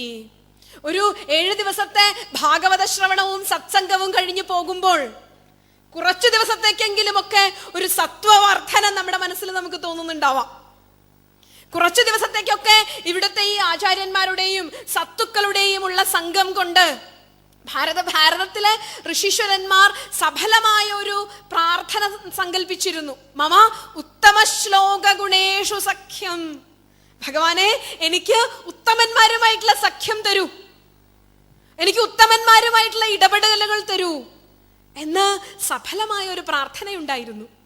അതുകൊണ്ട് തന്നെ അത് അവന്റെ ദോഷവുമല്ല, എൻ്റെ നാവിൽ നിന്ന് വരുന്ന വാക്കുകൾ എൻ്റെ ദോഷവും എൻ്റെ ഗുണവുമല്ല. ഒരു നീചമായ ഭാഷണം ചെയ്യുന്നവന്റെ വാക്കുകൾ അവന്റെ ദോഷവുമല്ല. സംസർഗജ ദോഷഗുണാ ഭവന്തി. നമ്മുടെ വീട്ടിൽ നിന്നും പുറത്തു പോകുന്ന കുട്ടികളുടെ വാക്കിലൂടെ, നമ്മുടെ വീട്ടിൽ നിന്നും പുറത്തു പോകുന്ന കുട്ടിയുടെ നോക്കിലൂടെ, അവന്റെ വസ്ത്രധാരണത്തിലൂടെ, അവന്റെ പ്രകൃതിയിലൂടെ, അവന്റെ കർമ്മങ്ങളിലൂടെ ഒക്കെ തിരിച്ചറിയപ്പെടുന്നത് ആ വീട്ടിൽ നിന്നും അവന് കിട്ടുന്ന സംസ്കാരമാണ്. ഉത്തമമായ ഗൗരവമുള്ള പ്രാധാന്യമുള്ള തത്വങ്ങൾ പറഞ്ഞു തരുമ്പോഴും ഭഗവാൻ തൻ്റെ ഭക്തന് ഒരു ദുർഗതി ഉണ്ടാവരുത് എന്ന് കരുതി സത്വഗുണം വർദ്ധിക്കുന്നതിനായിട്ട് നിങ്ങൾ ഉത്തമന്മാരുമായി സഖ്യം ചെയ്യൂ. എൻ്റെ കഥകൾ പറയുന്ന, എൻ്റെ നാമങ്ങൾ ചൊല്ലുന്ന ഭഗവാൻ എന്ന പരമമായ തത്വത്തിൽ അഭിരമിക്കുന്ന സജ്ജനങ്ങളുമായുള്ള സഖ്യം നിങ്ങളെ ആത്മജ്ഞാനത്തിലേക്ക് നയിക്കും. ഒപ്പം സ്ഥലത്തെക്കുറിച്ചും പാതയെക്കുറിച്ചും സമയത്തെക്കുറിച്ചും പ്രവൃത്തിയെക്കുറിച്ചും ഭഗവാൻ സൂചിപ്പിക്കുന്നുണ്ട്. സാത്വികമായ സ്ഥലം, സാത്വികമായ സമയം, സാത്വികമായ പ്രവൃത്തി. മനസ്സുകൊണ്ടും വാക്കുകൊണ്ടും കർമ്മം കൊണ്ടും ഒരു വ്യക്തി സാത്വികനായിരിക്കേണ്ടത് എങ്ങനെയാണ് കൂടുതൽ വിസ്തരിക്കുന്നില്ല. അത് ഭഗവാൻ ഭഗവത്ഗീതയിൽ തന്നെ പറയുന്ന ആശയമുണ്ട്. വിവിക്തദേശ സേവിത്വം അരതുർ ജനസംസതി എന്ന്. ഒരു വലിയ ജനക്കൂട്ടത്തിന്റെ ഉള്ളിലിരുന്നു കൊണ്ട്, ആരവങ്ങൾക്കുള്ളിലിരുന്നു കൊണ്ട് ആത്മാന്വേഷണം ചെയ്യുന്ന തലത്തിലേക്ക് ഒരുപക്ഷെ നമുക്ക് എത്താം. പക്ഷേ ഭക്തൻ, സാധകൻ സാധനയുടെ ആദ്യഘട്ടങ്ങളിൽ അരതുർ ജനസംസതി, വിവിക്തദേശസേവിത്വം തുടങ്ങിയവ പരിശീലിക്കുന്നത് നന്നായിരിക്കുമെന്ന് പറയുന്നു. ഏകാന്തമായിരിക്കുവാൻ, ലോകത്തിന്റെ ബഹളങ്ങളിൽ നിന്നൊക്കെ വിട്ടുമാറിയിട്ട് ഏകാന്തമായിരിക്കുവാനുള്ള, സ്വസ്ഥമായിരിക്കുവാനുള്ള ഭാവത്തിലേക്ക് ഭക്തൻ മാറുന്നത്, കൊച്ചുകുട്ടികളെ പോലും അത് പരിശീലിപ്പിക്കുന്നത്. ജീവിതത്തിന്റെ എല്ലാ തിരക്കുകളിലും നമുക്ക് നമ്മിലേക്ക് ഒതുങ്ങാൻ ഭയമുള്ളവരാണ്. നാം ഏറ്റവും അധികം ഭയപ്പെടുന്നത് നമ്മിലേക്ക് ഒതുങ്ങുന്ന അപൂർവ നിമിഷങ്ങളെയാണ്. കാരണം ആ സമയത്ത് നമ്മെ ഓർമ്മപ്പെടുത്തുന്നത് ജീവിതത്തിന്റെ പല ഓർക്കാൻ ഇഷ്ടപ്പെടാത്ത പല ചിന്തകളുമായിരിക്കും. അതുകൊണ്ട് അത്തരത്തിലുള്ള ഏകാന്ത നിമിഷങ്ങൾ, അവനവനോട് സംവദിക്കുന്ന, താനുമായി ഒത്തുചേർന്നിരിക്കുന്ന ഏകാന്ത നിമിഷങ്ങളിലാണ് വാസ്തവത്തിൽ അനുശീലനം ധന്യമാകുന്നത്. ഈ അനുശീലനത്തിന് വേണ്ടിയിട്ട്, ഈ ഏകാന്ത അനുശീലനത്തിന് വേണ്ടിയിട്ട്, ഈ വിവിക്ത ദേശസേവിത്വവും ജനസംസദിയിൽ നിന്നുള്ള, ജനങ്ങളുടെ ഇടയിലുള്ള ഇടപെടലുകളിൽ നിന്നും ഏകമായിരിക്കുന്നതിന് ഭക്തൻ തൻ്റെ മനസ്സിനെ ക്രമേണ പരിശീലിപ്പിച്ചു കൊണ്ടുവരണം എന്ന് ഭഗവാൻ പറയുന്നു. ഒപ്പം ധ്യാനവും മന്ത്രവും സംസ്കാരവും, ധ്യാനത്തിലൂടെ, മന്ത്രോപാസനയിലൂടെ, സംസ്കാരത്തിലൂടെ അവനെ ക്രമമായി ധന്യജീവിതത്തിലേക്ക്, സാത്വിക ജീവിതത്തിലേക്ക് നയിക്കാം. മന്ത്രം ഒരു തരത്തിൽ ഒരു സജഷനാണ്. എനിക്കെപ്പോഴും തോന്നാറുണ്ട്, മന്ത്രം മനസ്സ് ചോദിക്കുന്ന ഓരോ ചോദ്യങ്ങൾക്കും മന്ത്രജപത്തിലൂടെ ഉത്തരം കൊടുക്കാൻ സാധിച്ചാൽ, ഒന്ന് ധ്യാനാവസ്ഥയിൽ ഇരിക്കണം, ഏകാന്താവസ്ഥയിൽ ഇരിക്കണം എന്ന് കരുതുന്ന സന്ദർഭത്തിലാണ് നമ്മോട് നാം തന്നെ ഏറ്റവും കൂടുതൽ ചോദ്യങ്ങൾ ചോദിക്കുന്നത്. ഇന്നേ വരെ സങ്കല്പിച്ചിട്ടില്ലാത്ത പല വിഷയങ്ങളും നാം ഇങ്ങനെയൊക്കെ ചിന്തിക്കുന്നുണ്ടോ എന്ന് തോന്നുന്നത് നാം നമ്മോട് ചേർന്നിരിക്കുന്ന അപൂർവ ചില സന്ദർഭങ്ങളിലാണ്. ആ സമയത്ത് മനസ്സ് ചോദിക്കുന്ന നിരവധികളായ ചോദ്യങ്ങൾക്ക് മന്ത്രജപത്തിലൂടെ ഉത്തരം കൊടുക്കാൻ സാധിച്ചാൽ, വളരെ രസകരമായിട്ടുള്ളൊരു ഉദാഹരണം പറഞ്ഞു കേട്ടിട്ടുണ്ട്. പരസ്യം പതിക്കരുത് എന്ന പരസ്യത്തിലൂടെ മറ്റനേകം പരസ്യങ്ങളെ ഇല്ലാതാക്കാൻ നമുക്ക്. സ്റ്റിക്ക് നോബിൽസ് എന്ന് വീട് മതിൽ പെയിന്റ് ചെയ്തിട്ട് എഴുതി വെക്കും. ഈ രാഷ്ട്രീയക്കാരൊക്കെ ഇലക്ഷൻ സമയമായി ആവുമ്പോ കൊണ്ടുവന്ന് പതിക്കുന്ന നൂറുകണക്കിന് പരസ്യങ്ങളെ, ഈ ഒരൊറ്റ പരസ്യം, സ്റ്റിക്ക് നോബിൽസ് ഒരു പരസ്യമാണ്. പക്ഷേ ഈ ഒരൊറ്റ പരസ്യം കൊണ്ട് മറ്റായിരം പരസ്യങ്ങളെ നമുക്ക് ഒഴിവാക്കാൻ സാധിക്കും. അതുപോലെ നൂറുകണക്കിന് ചിന്തകൾ നിത്യേന വിഹരിച്ചു കൊണ്ടിരിക്കുന്ന ഒരു മനസ്സിനോട്, മനസ്സേ വരൂ നാരായണ ജപിക്കൂ, മനസ്സേ പാട്ട് കേൾക്കാൻ നമുക്ക്, പക്ഷെ വരൂ നാരായണ ജപിക്കൂ, നിരന്തരമായി മന്ത്രജപത്തിലൂടെ കൊടുക്കുന്ന സജഷനുകൾ മനസ്സിനെ പാകപ്പെടുത്താൻ ഒരു സാധകന് ഉപകരിക്കുമെന്നതിൽ സംശയമില്ല. അങ്ങനെ ജന്മം, ധ്യാനം, മന്ത്രം, സംസ്കാരം, ഈ രീതിയിൽ നമുക്ക് മനസ്സിനെ പരിശീലിപ്പിച്ചു കൊണ്ടുവരാവുന്നതാണ്. സത്വവർദ്ധനത്തിന് വേണ്ടിയിട്ട് സത്വഭാവത്തിലേക്ക് പരിശീലിപ്പിച്ചു കൊണ്ടുവരാവുന്നതാണ് എന്ന് ആമുഖമായി പറഞ്ഞുകൊണ്ട്, രജ തമ സ്വരൂപങ്ങളെ കുറിച്ച് പറഞ്ഞുകൊണ്ട് ഈ ഹംസഗീതയുടെ ഏറ്റവും പ്രധാനപ്പെട്ട ഭാഗത്തിലേക്ക് എത്തുന്നു. സനകാദി മഹർഷിമാർ, ബ്രഹ്മാവിന്റെ മാനസപുത്രന്മാരായിരുന്ന സനകാദി ഋഷികൾ ബ്രഹ്മാവിനോട് ചോദിച്ച ഒരു ചോദ്യത്തിന് ഭഗവാൻ ഹംസരൂപിയായി മറുപടി പറഞ്ഞതിനെ ഇവിടെ ഭഗവാൻ വീണ്ടും അനുവർത്തിച്ചു പറയുകയാണ് ഈ ഭാഗത്ത്. സനകാദികളുടെ അന്നത്തെ പ്രശ്നം, മനസ്സിന് വിഷയങ്ങളോട് താല്പര്യം, വിഷയങ്ങൾക്ക് മനസ്സിലേക്ക് പ്രവേശിക്കുന്നതിനുള്ള സഹജമായ ഒരു സ്വഭാവമുണ്ട്. ഇത് തമ്മിൽ പരസ്പരം ബന്ധപ്പെട്ടിരിക്കുന്നതാണ്. മനസ്സിന്റെ സ്വഭാവം തന്നെ ഏതെങ്കിലും ഒരു വിഷയം കണ്ടാൽ ആ വിഷയാകാരേണ പരിണമിച്ച് ആ വിഷയത്തെ തൻ്റെ ഉള്ളിലാക്കി തീർക്കുക എന്നത് മനസ്സിന്റെ സ്വഭാവമാണ്. നിരന്തരമായിട്ടുള്ള ഈ വിഷയത്തോടുള്ള ഇടപെടലാണ് മനസ്സിൽ സംസ്കാരമായി രൂപപ്പെടുന്നത്. ഈ കൊടുക്കൽ വാങ്ങൽ പ്രക്രിയ, ഈ അങ്ങോട്ടും ഇങ്ങോട്ടുമുള്ള കൊടുക്കൽ വാങ്ങൽ പ്രക്രിയ നിരന്തരമായി തുടർന്നുകൊണ്ടേയിരിക്കുന്നു. ഇതിനൊരു പരിഹാരമുണ്ടോ, ഇതിൽ നിന്നും മോചനത്തിനൊരു മാർഗമുണ്ടോ എന്ന് ചോദിക്കുമ്പോ, ഇത് പണ്ട് ഭഗവാൻ ബ്രഹ്മാവിന്റെ മാനസപുത്രന്മാരായ സനകാദികൾ ഇത് ബ്രഹ്മാവിനോട് ചോദിക്കുകയും ഈ ചോദ്യത്തിന് ഉത്തരം കിട്ടാതിരുന്ന ബ്രഹ്മാവിന് അവിടെ ഹംസരൂപിയായി എത്തിയ ഭഗവാൻ മറുപടി പറയുകയും ജ്ഞാനം ഉപദേശിക്കുകയും ചെയ്തു എന്ന് പറഞ്ഞുകൊണ്ട് സനകാദികളുടെ ആ ചോദ്യത്തെ അനുവർത്തിച്ചുകൊണ്ട് ഭഗവാൻ അതിന് ഉത്തരം പറയുന്ന ഭാഗമാണ് ഹംസഗീതയിലെ ഏറ്റവും തത്വപ്രധാനമായ ഭാഗം.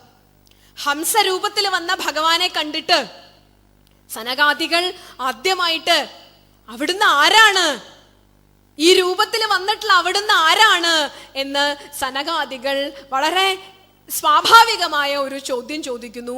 അവിടുന്ന് ആരാണ് എന്ന്. ഏതൊരാളും മറ്റൊരാളെ കാണുമ്പോൾ, അതും പരിചയമില്ലാത്ത രൂപത്തിലുള്ള ഒരാളെ കാണുമ്പോൾ സ്വാഭാവികമായും ചോദിച്ചു പോകുന്ന ഒരു ചോദ്യമാണ് അവിടുന്ന് ആരാണ് എന്നത്. ഒരു ആത്മജ്ഞാനിയുടെ മുമ്പിൽ വരുന്ന ഈ ചോദ്യത്തെ പല ചോദ്യങ്ങളിൽ നിന്നുമാണ്, ഉപനിഷത്തുകളിലെ പല ചോദ്യങ്ങളിൽ നിന്നുമാണ്, പ്രശ്നോപനിഷത്ത് എന്നൊക്കെ പറയുന്നത് പോലെ പല ചോദ്യങ്ങളിൽ നിന്നുമാണ് പല ദാർശനിക പ്രശ്നങ്ങൾക്കും പരിഹാരം കണ്ടെത്തിയിരിക്കുന്നത്. അതുകൊണ്ട് അവിടുന്ന് ആരാണ് എന്ന ചോദ്യത്തെ, ആ ചോദ്യത്തിൽ നിന്നു തന്നെ അതിനുള്ള ഉത്തരം കണ്ടെത്തി കൊടുക്കുകയാണ് ഭഗവാൻ ചെയ്യുന്നത്. അവിടുന്ന് ആരാണ് എന്ന ചോദ്യത്തെ ഭഗവാൻ രണ്ടായി വിഭജിക്കുകയാണ് സനകാദികളോട് ഉത്തരം പറയുമ്പോൾ. ഹംസരൂപിയായിട്ടാണ് ഭഗവാൻ ഉത്തരം തരുന്നത്. രണ്ടായി ഈ ചോദ്യത്തെ ഭഗവാൻ സമീപിക്കുന്നു. അവിടുന്ന് ആരാണ് എന്ന് ചോദിച്ചത് ഒരു വിവേകിയായ ജ്ഞാനിയായ ബ്രാഹ്മണനാണെങ്കിൽ ഈ ആരാണ് എന്ന ചോദ്യത്തിന് ആത്മസ്വരൂപമാണ് താനെന്ന് തിരിച്ചറിഞ്ഞാൽ, ആത്മാവ് ഒന്ന് മാത്രമേ ഉള്ളൂ എന്ന് തിരിച്ചറിഞ്ഞൊരു ജ്ഞാനിക്ക് ഈ ചോദ്യത്തിന്റെ പ്രശ്നം ഉദിക്കുന്നില്ല. അങ്ങനെ ഒരു ചോദ്യമേ ചോദിക്കണ്ട. കാരണം ഒന്നേ ഉള്ളൂ എങ്കിൽ പിന്നെ ആര്? നമ്മളെപ്പോഴും ആരാണ് എന്ന് ചോദിക്കുന്നത് പലതിൽ നിന്നും ഒന്നിനെ വേർതിരിക്കാനാണ്. പലതിൽ നിന്നും വൈവിധ്യങ്ങളിൽ നിന്നും ഒന്നിനെ വേർതിരിച്ചു മനസ്സിലാക്കുന്നതിനാണ് അങ്ങ് ആരാണ് എന്ന് ചോദിക്കുന്നത്. ഒരു ജ്ഞാനിയുടെ ഭാഗത്തു നിന്നും അങ്ങ് ആരാണ് എന്ന ചോദ്യത്തിന് ചോദ്യമേ പ്രസക്തമല്ലാതാവുന്നു. കാരണം ഏകമാണ് ആത്മാവ് എന്ന് തിരിച്ചറിഞ്ഞൊരു ജ്ഞാനി പലതിനെ പറ്റിയുള്ള സംശയം ചോദിക്കേണ്ട കാര്യമില്ല. ശരി, ഇനി ദേഹമാണ് എന്ന അവസ്ഥയിലാണ് ഈ ചോദ്യം ചോദിച്ചതെങ്കിലോ? അങ്ങനെയാണെങ്കിലും ഈ ചോദ്യം അപ്രസക്തമാണ്. കാരണം പഞ്ചഭൂതാത്മകമാണ് ഈ ദേഹമെന്ന് നമുക്കറിയാം. നമ്മുടെ ഓരോരുത്തരുടെയും ദേഹം പഞ്ചഭൂതങ്ങളെ കൊണ്ട് നിർമ്മിച്ചിട്ടുള്ളതാണെന്ന് നമുക്കറിയാം. അങ്ങനെ പഞ്ചഭൂതാത്മകമായ ഒരു ദേഹത്തിൽ ഇരിക്കുന്ന ഒരാളോട് എല്ലാവരുടെയും ദേഹങ്ങൾ പഞ്ചഭൂതാത്മകങ്ങളായതുകൊണ്ട് അങ്ങ് ആരാണ് എന്ന ചോദ്യത്തിന് എന്തർത്ഥമാണുള്ളത്? ഈ പ്രപഞ്ചത്തിലെ സമസ്ത ചരാചരങ്ങളും പഞ്ചഭൂതങ്ങൾ കൊണ്ട് നിർമ്മിക്കപ്പെട്ടിരിക്കുന്നു എന്ന തലത്തിൽ നിന്നുകൊണ്ടാണ് അങ്ങ് ആരാണ് എന്ന ചോദ്യം ചോദിച്ചതെങ്കിൽ ആ ചോദ്യവും അപ്രസക്തമാണ്. എല്ലാം പഞ്ചഭൂതാത്മകങ്ങൾ തന്നെയാണ്, എല്ലാം ഒന്ന് തന്നെയാണ്. അപ്പോ സനകാദികൾ ഭഗവാനോട്, ഹംസരൂപിയായ ഭഗവാനോട് ചോദിച്ച അങ്ങ് ആരാണ് എന്ന അവിടുന്ന് ആരാണ് എന്ന ഒരൊറ്റ ചോദ്യത്തിൽ നിന്നും ഭഗവാൻ തനിക്ക് പറയാനുള്ള ഹംസഗീതയിലെ ഏറ്റവും പരമപ്രധാനമായ ആശയത്തെ ഈ ചോദ്യത്തിലൂടെ തന്നെ മറു ചോദ്യത്തിലൂടെ തിരുത്തി കളഞ്ഞു. ഒരു രണ്ട് തലത്തിൽ നമുക്കിതിനെ കാണാം. അങ്ങേറ്റത്തെ താത്വികമായ തലത്തിലും വളരെ ഭൗതികമായി ഒരു നല്ല അധ്യാപകൻ എന്ന തലത്തിലും ഒരു ഗുരു എന്ന തലത്തിലും നമുക്ക് ഈ ചോദ്യത്തെ കാണാൻ സാധിക്കും. ഒരു നല്ല ഗുരു ശിഷ്യൻ ചോദിക്കുന്ന ചില ചോദ്യങ്ങളിലൂടെയാണ് അവന്റെ തലത്തിൽ നിന്നും അവനെ ആത്മജ്ഞാനത്തിന്റെ തലത്തിലേക്ക് ഉയർത്തുന്നത്. അങ്ങ് ആരാണ് എന്ന ചോദ്യത്തെ രണ്ട് രീതിയിൽ സമീപിച്ചുകൊണ്ട് ഭഗവാൻ അതിന് ഉത്തരം പറയുന്നു. ഇതിനു സമാനമായ വളരെ പ്രസിദ്ധമായ ഒരു ചോദ്യവും ഒരു ഉത്തരവും നമുക്കൊക്കെ സുപരിചിതമാണ്. നർമ്മദാ തീരത്ത് കുത്തിയൊഴുകുന്ന നർമ്മദാ നദിയുടെ കുത്തിയൊഴുക്കിനെ തരണം ചെയ്തുകൊണ്ട് ഇങ്ങ് കേരളത്തിലെ കാലടിയിൽ നിന്നും ഒരു ചെറിയ ബാലൻ ജിജ്ഞാസുവായി തത്വാന്വേഷണത്തിന്റെ ഭാഗമായി തന്റെ ആചാര്യനെ സമീപിച്ചുകൊണ്ടുള്ള ഒരു യാത്രയിൽ ഗോവിന്ദ ഭഗവത് പാദരെ കാണാൻ ചെന്നപ്പോ, അല്ലയോ ബാലക, നീ ആരാണ്, നീ എന്തിനു വന്നു എന്ന ഗോവിന്ദ ഭഗവത് പാദരുടെ ചോദ്യത്തിന് ആചാര്യസ്വാമികൾ മറുപടി പറഞ്ഞത് വളരെ പ്രസിദ്ധമായ ദശശ്ലോകി എന്ന ആചാര്യസ്വാമികളുടെ സംഗ്രഹത്തിൽ 10 ശ്ലോകങ്ങളിലൂടെ നീ ആരാണ് എന്ന ചോദ്യത്തിന് ജ്ഞാനിയായ ഒരു ഗുരുവിന്റെ മുമ്പിൽ ജ്ഞാനിയായ ഒരു ശിഷ്യൻ മറുപടി പറഞ്ഞു. ന ഭൂമിർ ന തോയം ന തേജോ ന വായു ന ഖം നേന്ദ്രിയം ന തേഷാം സമൂഹഃ അനേകാന്തികത്വാത് സുഷുപ്തേക സിദ്ധോ തദേകോവശിഷ്ട ശിവ കേവലോഹം. 1-ാമത്തെ ശ്ലോകമാണ്. നീ ആരാ കുഞ്ഞേ എന്ന് ഈ ബാല്യാവസ്ഥ പിന്നിട്ടിട്ടില്ലാത്ത ഈ തേജസ്വിയായ യുവ കുമാരനോട് ചോദിച്ച ചോദ്യത്തിന് ഈ കുട്ടി മറുപടി പറഞ്ഞത്, ഗുരു, ഞാൻ ഭൂമിയല്ല, തേജസ്സല്ല, വായുവല്ല, ആകാശമല്ല, ഞാൻ പഞ്ചഭൂതങ്ങളല്ല, ഈ പഞ്ചഭൂതങ്ങളുടെയും സമാഹാരമായ ഈ ശരീരവുമല്ല, ഈ പ്രപഞ്ച കാരണമായിരിക്കുന്ന, പ്രപഞ്ചത്തെ മുഴുവൻ നിലനിർത്തിക്കൊണ്ടിരിക്കുന്ന, ഈ ജാഗ്രത് സ്വപ്ന സുഷുപ്തി അവസ്ഥകൾക്ക് അതീതമായി നിലനിൽക്കുന്ന ശിവ കേവലോഹം, ഞാൻ ചൈതന്യ സ്വരൂപനാണ് എന്ന ഉത്തരമാണ് ആചാര്യസ്വാമികൾ നൽകിയത്. അവനവന്റെ ആത്മസ്വരൂപത്തെക്കുറിച്ച് തിരിച്ചറിയിപ്പിക്കുന്ന ഉത്തരമായിരുന്നു ആചാര്യസ്വാമികൾ നൽകിയത്. സമാനമായ മറ്റൊരാശയം കൂടി നമുക്കറിയാം, വളരെ സുപരിചിതമായ.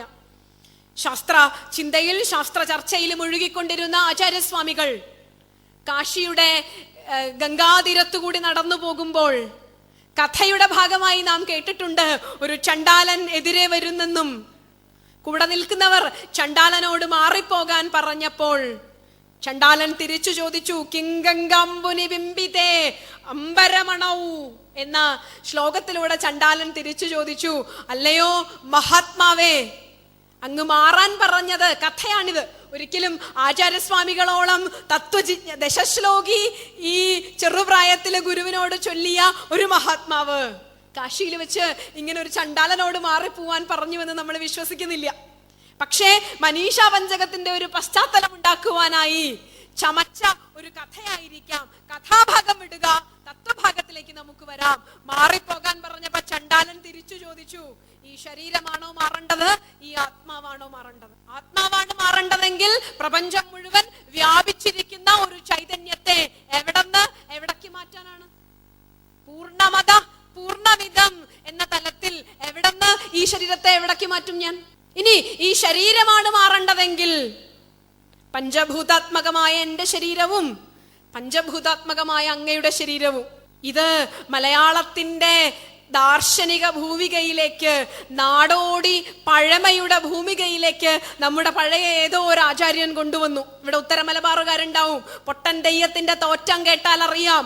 പൊട്ടൻ തെയ്യത്തിനോട് തമ്പുരാൻ തെറ്റ് മാറിപ്പോടാ മാറിപ്പോടാ എന്ന് പറഞ്ഞപ്പോ പൊട്ടൻ ധൈര്യത്തോടെ തമ്പുരാനോട് ചോദിച്ചു, തെറ്റല്ലേ തേവരിപ്പോൾ തെറ്റെന്ന് ചൊല്ലിയത്? എങ്കളെ കുത്തിയാലും ചോര, നിങ്ങളെ കുത്തിയാലും ചോര.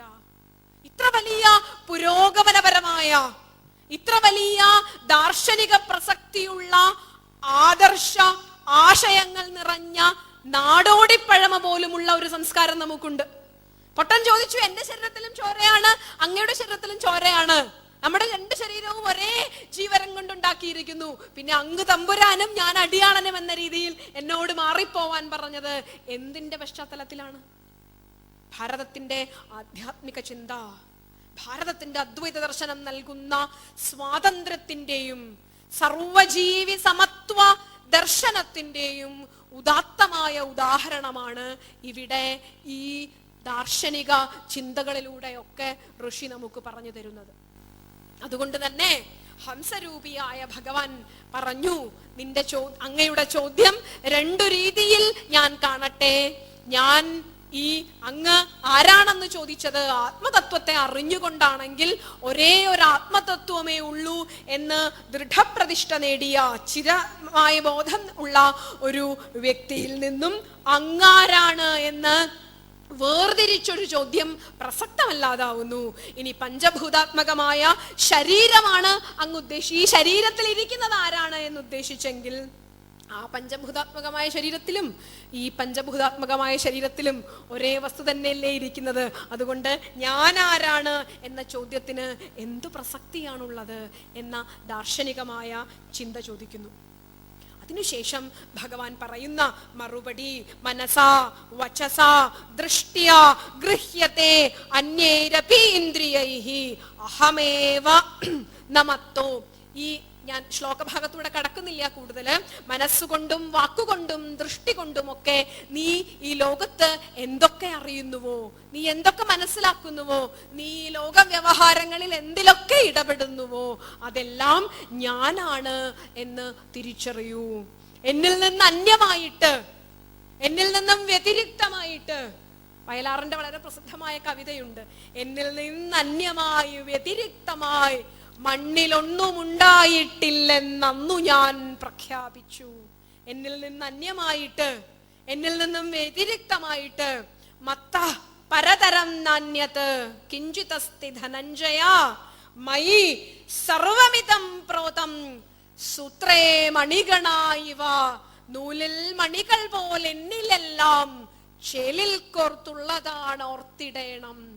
ഈ പ്രപഞ്ചത്തിൽ നീ കാണുകയും നീ കേൾക്കുകയും നീ ഇടപെടുകയും നീ സംസാരിക്കുകയും ചെയ്യുന്ന എന്തൊക്കെ വസ്തുവകകൾ ഈ ലോകത്തിലുണ്ടോ, അല്ലയോ സനകാദികളെ, അതെല്ലാം ഞാനാണ് എന്ന് തിരിച്ചറിഞ്ഞാലും ഇവിടുത്തെ ഉത്തരവും ചോദ്യവും ദാർശനിക പ്രശ്നങ്ങളിൽ, ദാർശനിക ജിജ്ഞാസുക്കൾക്കിടയ്ക്ക് ഈ ചോദ്യവും ഉത്തരവും ഒരേപോലെ പ്രസക്തമാവുന്നത് ഈ ചോദ്യത്തിന്റെ ഉത്തരമായി ഈ പ്രപഞ്ചം മുഴുവനും ഓരോ അണുവിലും വ്യാപിച്ചിരിക്കുന്ന, ഈ പ്രപഞ്ചത്തിൽ നീ എന്തൊക്കെ ഇടപെടുന്നുവോ, എവിടെയൊക്കെ കാണുന്നുവോ, ഒരു ചലിക്കുന്ന നദിയിലും ഒരു വിടർന്നു വരുന്ന പൂവിലും നീ എന്തൊക്കെ കാണുന്നുവോ, നീ എന്തൊക്കെ അനുഭവിക്കുന്നുവോ, അതൊക്കെ ഞാനാണ് എന്ന് തിരിച്ചറിഞ്ഞാലും എന്ന് ഭഗവാന്റെ ഉത്തരത്തിൽ നിന്നുമാണ്.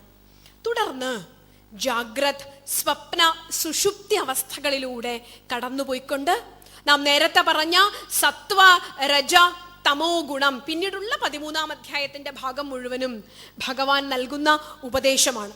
ഈ ചോദ്യത്തിന്റെയും ഈ ഉത്തരത്തിന്റെയും പശ്ചാത്തലത്തിൽ നിന്നുകൊണ്ട് അദ്വൈത ചിന്തയുടെ ആദിമ ബീജമായ പ്രപഞ്ചത്തിലെ സമസ്ത ചരാചരങ്ങളിലും അനസ്യൂതമായി വർത്തിച്ചു കൊണ്ടിരിക്കുന്ന പൊരുൾ അത് താൻ തന്നെയാണ് എന്ന് തിരിച്ചറിഞ്ഞുകൊണ്ട്, അത് പ്രപഞ്ചം മുഴുവൻ നിറഞ്ഞു നിൽക്കുന്ന ചൈതന്യം ഒന്നു തന്നെയാണ് എന്ന് തിരിച്ചറിഞ്ഞുകൊണ്ട് ഈ പൊരുളിനെ ബോധ്യപ്പെടുത്തി കൊടുത്തതിനു ശേഷം പിന്നീട് നടക്കുന്ന ചർച്ചകളിൽ ഭഗവാൻ സനകാദികൾക്ക് പറഞ്ഞു കൊടുക്കുന്നത് ജാഗ്രത്, സ്വപ്ന, സുഷുപ്തി അവസ്ഥകൾ അത് ബുദ്ധിയുടെ ഭാഗമാണെന്നും അത് ജീവനായ തൻ്റെ ആത്മാവായ തൻ്റെ ഭാഗമായി അറിഞ്ഞുകൊണ്ട് തെറ്റിദ്ധരിച്ചുകൊണ്ട് അനാദിയായി നടക്കുന്ന അധ്യാസം എന്ന തത്വത്തെക്കുറിച്ചുമാണ് പിന്നീട് പറയുന്നത്. അദ്വൈത ദർശനത്തിന്റെ സാരം നമുക്ക് ഈ അധ്യായത്തിൽ നിന്നും മനസ്സിലാക്കിയെടുക്കാം. ജീവൻ എപ്പോഴും ജാഗ്രത്, സ്വപ്ന, സുഷുപ്തി അവസ്ഥകളെ, നാം ജാഗ്രത ആയിരിക്കുന്നു, നാം കർമ്മം ചെയ്യുന്നു, നാം പ്രവർത്തനത്തിൽ ഏർപ്പെടുന്നു, നാം സ്വപ്നാവസ്ഥയിൽ ഏർപ്പെടുന്നു, നാം സുഷുപ്തി അവസ്ഥയിൽ ഏർപ്പെടുന്നു. ഞാൻ ഉണർന്നിരിക്കുന്നു, ഞാൻ സ്വപ്നം കാണുന്നു, ഞാൻ സുഖമായി ഉറങ്ങി, ഞാനൊന്നും അറിഞ്ഞില്ല, ഇങ്ങനെയൊക്കെയാണ് നമ്മൾ വ്യവഹരിക്കാറുള്ളത്. നമ്മുടെ ഈ 3 വ്യവഹാരങ്ങളിലും ഞാൻ ഉറങ്ങി, ഞാൻ സ്വപ്നം കണ്ടു, ഞാൻ അത് ചെയ്തു എന്ന ഈ വ്യവഹാരങ്ങളിലൊക്കെ ഈ ജാഗ്രത്, സ്വപ്ന, സുഷുപ്തി അവസ്ഥകളെ നാം ആത്മാവിന്റെ ഭാഗമായിട്ട് കണ്ടുകൊണ്ടാണ് നമ്മുടെ വ്യവഹാരങ്ങൾ മുഴുവനും. ആചാര്യസ്വാമികള് ബ്രഹ്മസൂത്രത്തിന്റെ ഭാഷ്യത്തിന് മുൻപുള്ള ഉപോദ്ഘാത ഭാഷ്യം, അധ്യാസ ഭാഷ്യം എന്നറിയപ്പെടുന്ന ഈ ഭാഗത്ത് വളരെ വ്യക്തമായി ഈ ആശയത്തെ സൂചിപ്പിച്ചിട്ടുണ്ട്. സത്യനൃതേ മിഥുനീകൃത്യ അഹമിതം മമേദമിതി നൈസർഗികോയം ലോകവ്യവഹാരഃ. സത്യനൃതങ്ങളെ മിഥുനീകരിച്ചുകൊണ്ട്, കൂട്ടിച്ചേർത്തുകൊണ്ട് ആത്മസ്വരൂപത്തെ തിരിച്ചറിയാതെ ഈ ശരീരത്തിന്റെ ധർമ്മങ്ങളെ, ബുദ്ധിയുടെ ധർമ്മങ്ങളെ ആത്മധർമ്മങ്ങളായി തിരിച്ചറിഞ്ഞുകൊണ്ടുള്ള ജീവന്റെ വ്യവഹാരമാണ് ദൈനംദിന ജീവിതത്തിൽ മുഴുവനും നടന്നു പോകുന്നത്. ഈ അനാദിയായ മായാബന്ധിതമായ അധ്യാസത്തിൽ നിന്നും എങ്ങനെ ഭക്തന്, ജിജ്ഞാസുവിന് മോചനം നേടാം എന്ന ഭാഗമാണ് ഹംസഗീതയിലെ അടുത്ത ഘട്ടത്തിൽ അവതരിപ്പിക്കുന്നത്. അതായത് വളരെ വ്യക്തമായി ഹംസഗീതയിലെ ചിന്തയെ ഈ 2 ഭാഗങ്ങളിലായി വ്യാഖ്യാനിച്ചാൽ, ഒന്ന്, ഈ പ്രപഞ്ചാകാരമായി പ്രപഞ്ചത്തിലെ സമസ്ത ചരാചരങ്ങളിലും വ്യാപിച്ചിരിക്കുന്ന ഭഗവത് സ്വരൂപത്തെ, ആത്മതത്വത്തെ സനകാദികൾക്ക് ബോധ്യപ്പെടുത്തിയതിനു ശേഷം ഈ ശരീരത്തിന്റെ ഭാഗമായിട്ട്, ഈ ശരീരത്തിൽ ജാഗ്രത്, സ്വപ്ന, സുഷുപ്തി അവസ്ഥകൾ അനുഭവിച്ചു കൊണ്ടിരിക്കുന്ന ജീവനെ അത് ബുദ്ധിധർമ്മങ്ങളാണെന്നും ആത്മധർമ്മങ്ങളല്ലെന്നും മനസ്സിലാക്കാതെ നാം ദൈനംദിന ജീവിതത്തിൽ ചെയ്തുകൊണ്ടിരിക്കുന്ന നിരന്തരമായ പ്രവർത്തികളെ കുറിച്ച് പറഞ്ഞുകൊണ്ട് ഈ സത്യത്തെയും തമപ്രകാശവത് വിരുദ്ധ സ്വഭാവങ്ങളായ ഈ സത്യത്തെയും അസത്യത്തെയും അസത്യവും തമ്മിലുള്ള മിഥുനീകരണമാണ്, പരസ്പരം തിരിച്ചറിയാതെയുള്ള പ്രവർത്തനമാണ് ഈ ലോകത്ത് നടന്നുകൊണ്ടിരിക്കുന്നത്. അനാദിയായ ഈ മായാബന്ധത്തിൽ നിന്നും, ഈ സത്യനൃത മിഥുനീകരണത്തിൽ നിന്നും രക്ഷപ്പെടുന്നതിന് ജീവന് ഒരേയൊരു മാർഗമേയുള്ളൂ, ശാസ്ത്ര ഗുരുവാക്യ മനനം കൊണ്ട്. ഗുരു സമീപത്തുള്ള ഗുരുവിൻ്റെ അടുത്തുനിന്നുള്ള ശ്രവണം കൊണ്ട്, ദയാലുവായ ഒരു ഗുരുവിൻ്റെ അടുത്ത് ശാസ്ത്ര പഠനത്തിലൂടെ ക്രമേണ ഈ മായയുടെ കെട്ടുകൾ ഓരോന്നോരോന്നായി അഴിയണം. ഭാരതത്തിൻ്റെ സനാതനമായ ദക്ഷിണാമൂർത്തി സങ്കല്പം ഈ തത്വത്തിൻ്റെ വ്യക്തമായ പ്രഖ്യാപനമാണ്. നമുക്കറിയാം, കരകലിത ചിന്മുദ്രമാനന്ദരൂപം സ്വാത്മാരാമം മുദിതവദനം ദക്ഷിണാമൂർത്തിമീടെ എന്ന് പരമഗുരുവായ ദക്ഷിണാമൂർത്തിയെ സ്തുതിക്കുന്നുണ്ട്. ദക്ഷിണാഭിമുഖമായിരുന്ന് ശിഷ്യർക്ക് വിദ്യ അഭ്യസിക്കുന്ന ശൈവ സങ്കല്പത്തിൽ നിന്നാണ് ദക്ഷിണാമൂർത്തി സങ്കല്പം ഉണ്ടാവുന്നത്. ഭഗവാൻ ആദിഗുരുവായ ദക്ഷിണാമൂർത്തി ഛിന്ന സംശയന്മാരായ ശിഷ്യന്മാർക്ക് മൗനവ്യാഖ്യാ പ്രകടിത പരബ്രഹ്മതത്വം, മൗനത്തിലൂടെ വ്യാഖ്യാനിച്ചു കൊടുക്കുന്ന പരബ്രഹ്മതത്വം സ്ഥൂല സൂക്ഷ്മ കാരണ ശരീരങ്ങളോട് നിരന്തരമായി ചേർന്നിരിക്കാൻ കൊതിക്കുന്നു ജീവൻ. ജാഗ്രത് സ്വപ്ന സുഷുപ്തി അവസ്ഥകളോട് നിരന്തരമായി ചേർന്നിരുന്ന് അതിൻ്റെ തന്നെ ഭാഗമായി തന്നെ തെറ്റിദ്ധരിക്കുന്നു ജീവൻ. സ്ഥൂല സൂക്ഷ്മ കാരണ ശരീരം, ജാഗ്രത് സ്വപ്ന സുഷുപ്തി അവസ്ഥകൾ, ഇതിനോടാണ് എപ്പോഴും ജീവൻ ഇടപെടുന്നത്. അതുകൊണ്ട് ഇത് ബുദ്ധിധർമ്മമാണ്, ആത്മധർമ്മമല്ല എന്ന് തിരിച്ചറിയാതെ നിരന്തരമായുള്ള ഈ സമ്പർക്കം മൂലം ജീവന് ഈ സംസാരത്തിന്റെ വാസനാബന്ധങ്ങൾ നാം എപ്പോഴും ജീവനിലേക്ക് ആരോപിച്ചുകൊണ്ടേയിരിക്കുന്നു. മോക്ഷം സാധിച്ച ജീവൻ മുക്തനായ ഒരു വ്യക്തിയുടെ ലോകത്തിലെ ഇടപെടലുകൾ ആചാര്യന്മാർ പറഞ്ഞു തന്നിട്ടുണ്ട്. വറുത്ത പയറും വറുക്കാത്ത പയറും പോലെ ഇരിക്കും. വറുത്ത പയറിൽ നിന്നും ചിന്തയുടെ പുതിയ ബീജങ്ങൾ ഉണ്ടാവാത്തതുപോലെ, കുഴിച്ചിട്ട അതിൽ നിന്ന് ഒരു പ്രയോജനം ഉണ്ടാവില്ല. അതുപോലെ വറുത്ത പയറിൽ നിന്നും പുതിയ ബീജങ്ങൾ അങ്കുരങ്ങൾ ഉണ്ടാവാത്തതുപോലെ ജ്ഞാനിയുടെ കർമ്മത്തിൽ നിന്നും കർമ്മത്തിൻ്റെ പുതിയ പുതിയ അങ്കുരങ്ങൾ ഉണ്ടാവുകയില്ല. ക്രമേണ ജ്ഞാനം വർദ്ധിക്കും തോറും ക്രമേണ ലോകവുമായുള്ള ബന്ധമില്ലാതായി വരുന്നു. വളരെ മനോഹരമായി ഹംസഗീതയുടെ വ്യാഖ്യാനത്തിൽ ആചാര്യന്മാർ പറയുന്ന ഒരു ഉദാഹരണമുണ്ട്. ഒരു നാളികേരത്തിൻ്റെയും ഒരു ഏത്തക്കയുടെയും ഉദാഹരണം പറഞ്ഞുകൊണ്ടാണ് ആചാര്യന്മാർ സൂചിപ്പിക്കുന്നത്. നമുക്കറിയാം, ഓണക്കാലത്തൊക്കെ ഉപ്പേരി വറക്കാനായിട്ട് ഏത്തക്കായ എടുത്തു കഴിഞ്ഞാൽ സാധാരണ നമ്മൾ കുട്ടികളെയൊക്കെയാണ് അമ്മമാരൊന്ന് തൊണ്ട് കളഞ്ഞു തരൂ എന്ന് പറഞ്ഞ് ഏൽപ്പിക്കാറ്. നല്ല ബുദ്ധിമുട്ടായ മൂപ്പത്താത്ത ചെറിയ യൗവനാവസ്ഥയിൽ നിൽക്കുന്ന പഴുക്കാത്ത കായിൽ നിന്നും അതിൻ്റെ തൊണ്ട് വേർതിരിച്ചെടുക്കാൻ നല്ല ബുദ്ധിമുട്ടാണ്. പകുതി അതിൽ പറ്റിയിരിക്കും. കഷ്ടപ്പെട്ട് അതിനെ ബുദ്ധിമുട്ടി അതിൻ്റെ തൊണ്ട് വേർതിരിച്ച് എടുത്തിട്ട് വേണം നമുക്കതിനെ ഉപയോഗപ്പെടുത്താൻ. പക്വതയില്ലാത്ത പ്രായത്തില്, ജീവിത അനുഭവങ്ങളുടെ പക്വതയില്ലാത്ത പ്രായത്തില് മമതാബന്ധം വളരെ കൂടുതലായിരിക്കും. വിട്ടുപോരാനേ പറ്റില്ല. തൊലിയോട് ഒട്ടിയിരിക്കാൻ തോന്നും. ഈ ശരീരത്തോട്, ബന്ധങ്ങളോട്, മക്കളോട്, കുട്ടികളോട്, സൗന്ദര്യത്തോട്, ആർഭാടത്തോട് ഒക്കെ ഒട്ടിയിരിക്കാനുള്ള വാസന വളരെ കൂടുതലായിരിക്കും പക്വതയില്ലാത്ത പ്രായത്തില്.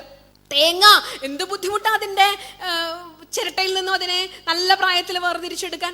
പക്ഷെ ക്രമേണ അതിൻ്റെ പക്വതയുടെ സമയമെത്തുമ്പോൾ, ക്രമേണ അതിൻ്റെ മൂപ്പെത്തുമ്പോ, അതിൻ്റെ പൂർണ്ണതയിലെത്തുമ്പോ ക്രമേണ തേങ്ങ അതിൻ്റെ ചിരട്ടയുമായുള്ള ബന്ധത്തിൽ നിന്നും സ്വയമേ കീഴടങ്ങിക്കൊണ്ട്, സ്വയമേ മാറിക്കൊണ്ട് അത് സ്വതന്ത്ര അവസ്ഥയെ പ്രാപിക്കുന്നു.